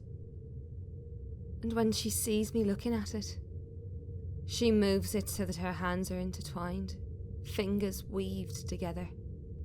Seeing her there, and feeling her touch, means I'm not crazy.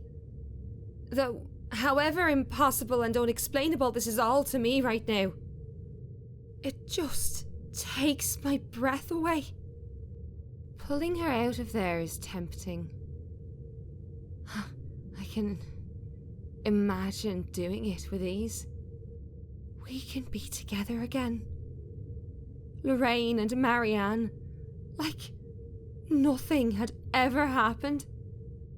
But that would all be a great big lie, wouldn't it? What? Cat got your tongue? Don't just look at me like that. Say something. Even if this thing were some magic portal that could bring back the dead, that doesn't erase anything.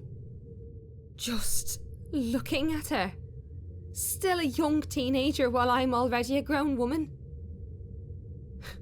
it serves no other reason than to break the illusion that blinds me. I've seen her twice now, always behind the mirror. If this is real, if this isn't some delusion, then why can she only exist behind the glass? Yeah, you have no idea how happy I am to see you. It's been so long. You don't look happy. I really am happy. But at the same time, I can't help but think about what happened to you. And what does that mean? What are you saying? She gives me this peculiar look. And before my eyes, she moves to step out of the mirror. In turn, I wrench my hand from her and take a step back, almost as if I'm afraid. I don't know how this is possible, but whatever this is, it isn't real. You can't be real. I'm right here, aren't I? What other proof do you need? No, I see you. I hear you. I feel you. But even with all that, you can't be real. You just can't. I saw your body. I helped bury you.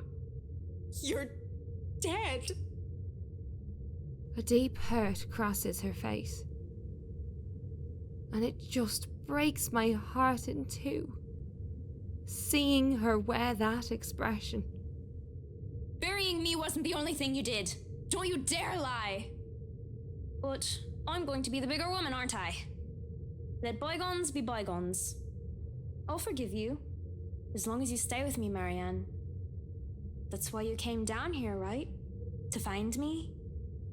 That was the plan.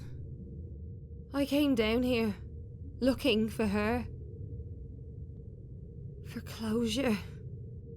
But this isn't just closure. This is something else entirely. I didn't think I would be forced to make such a choice. Do I leave? Or do I stay? I really do want to stay. With her. I'm getting tired of pretending. Of lying to myself. And the fact that I'm admitting this to myself now, of all times, only brings to light how Lorraine was right about me all along. I should have listened to her. But, Lorraine, you're dead.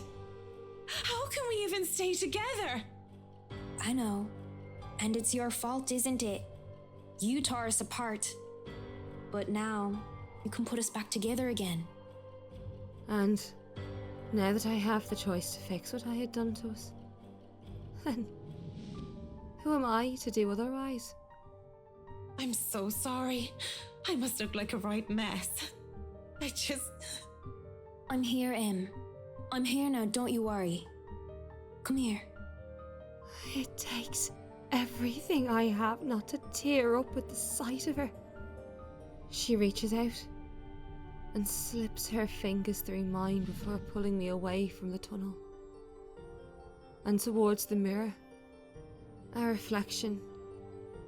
A grown woman in a teenager belly past her prime lends a bizarre light to this whole scene. I can't imagine how you've been so alone all these years. I left you, Lorraine. I didn't mean to, but that's what I did. I don't even know if you can ever forgive me. Don't cry. Doesn't suit your pretty face. Besides, I don't have to be alone anymore, do I? You're here for me, aren't you? You'll never leave me again, will you? My mouth goes dry as she looks at me. This isn't the plan. This isn't closure. Yet, her hand in mine makes me believe that this is real. She's real. And that's all that matters. Nothing else. Yes, of course. I wouldn't dare leave you. You swear you won't leave me? I swear to God, I won't, Lorraine. Though her smile remains, I can only describe her expression as sad.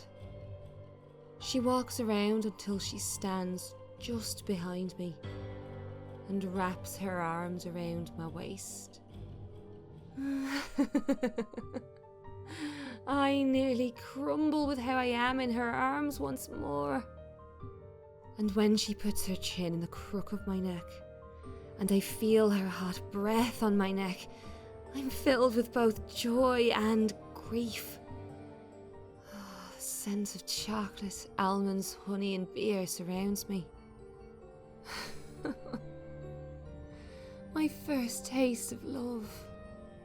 The love that I denied. It had been so bittersweet. God's not the only one you're making promises to, Marianne. Swear it to me. Or, even better, prove it to me. I'll stay forever with you, Lorraine. I swear it to you. How do I even prove it to you? Simple. She presses something in my hand. A large glass shard from a wine bottle.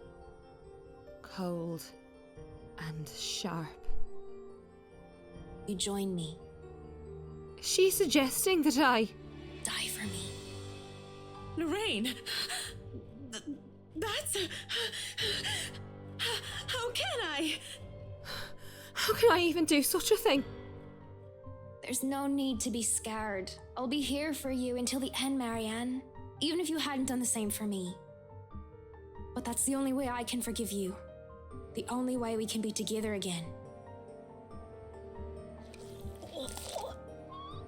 She guides my hand, raising the glass shard. My own hands are weak, as is my will. And I can only bare my neck to do with as she wishes. There is no reason, no self-preservation, as I mindlessly welcome my own death, as if it will lead me to my salvation. I feel nothing at first, other than the glass touching my skin like a caress. Until a stinging sensation blooms from my neck. The pain sears and burns like nothing I felt before, and every breath intensifies the feeling. Even if I wanted to cry out and scream, I can only cough as a slick, metallic taste coats my tongue. The most I can do beyond that is rasp out, calling for her name. Lorraine. Cold and weak. I grow worse by the second. I cough with each ragged breath, expelling the blood that I'm inhaling through my slit throat. Shush now. It'll be over soon. Really soon. There is a moment of doubt, as I remember that the devil was once the most beautiful angel in heaven, that I shouldn't be deceived by such beauty. But in my final moments, all of that is soon forgotten. My mouth twitches. I can't muster even the smallest of smiles anymore. What? I'll be with Lorraine.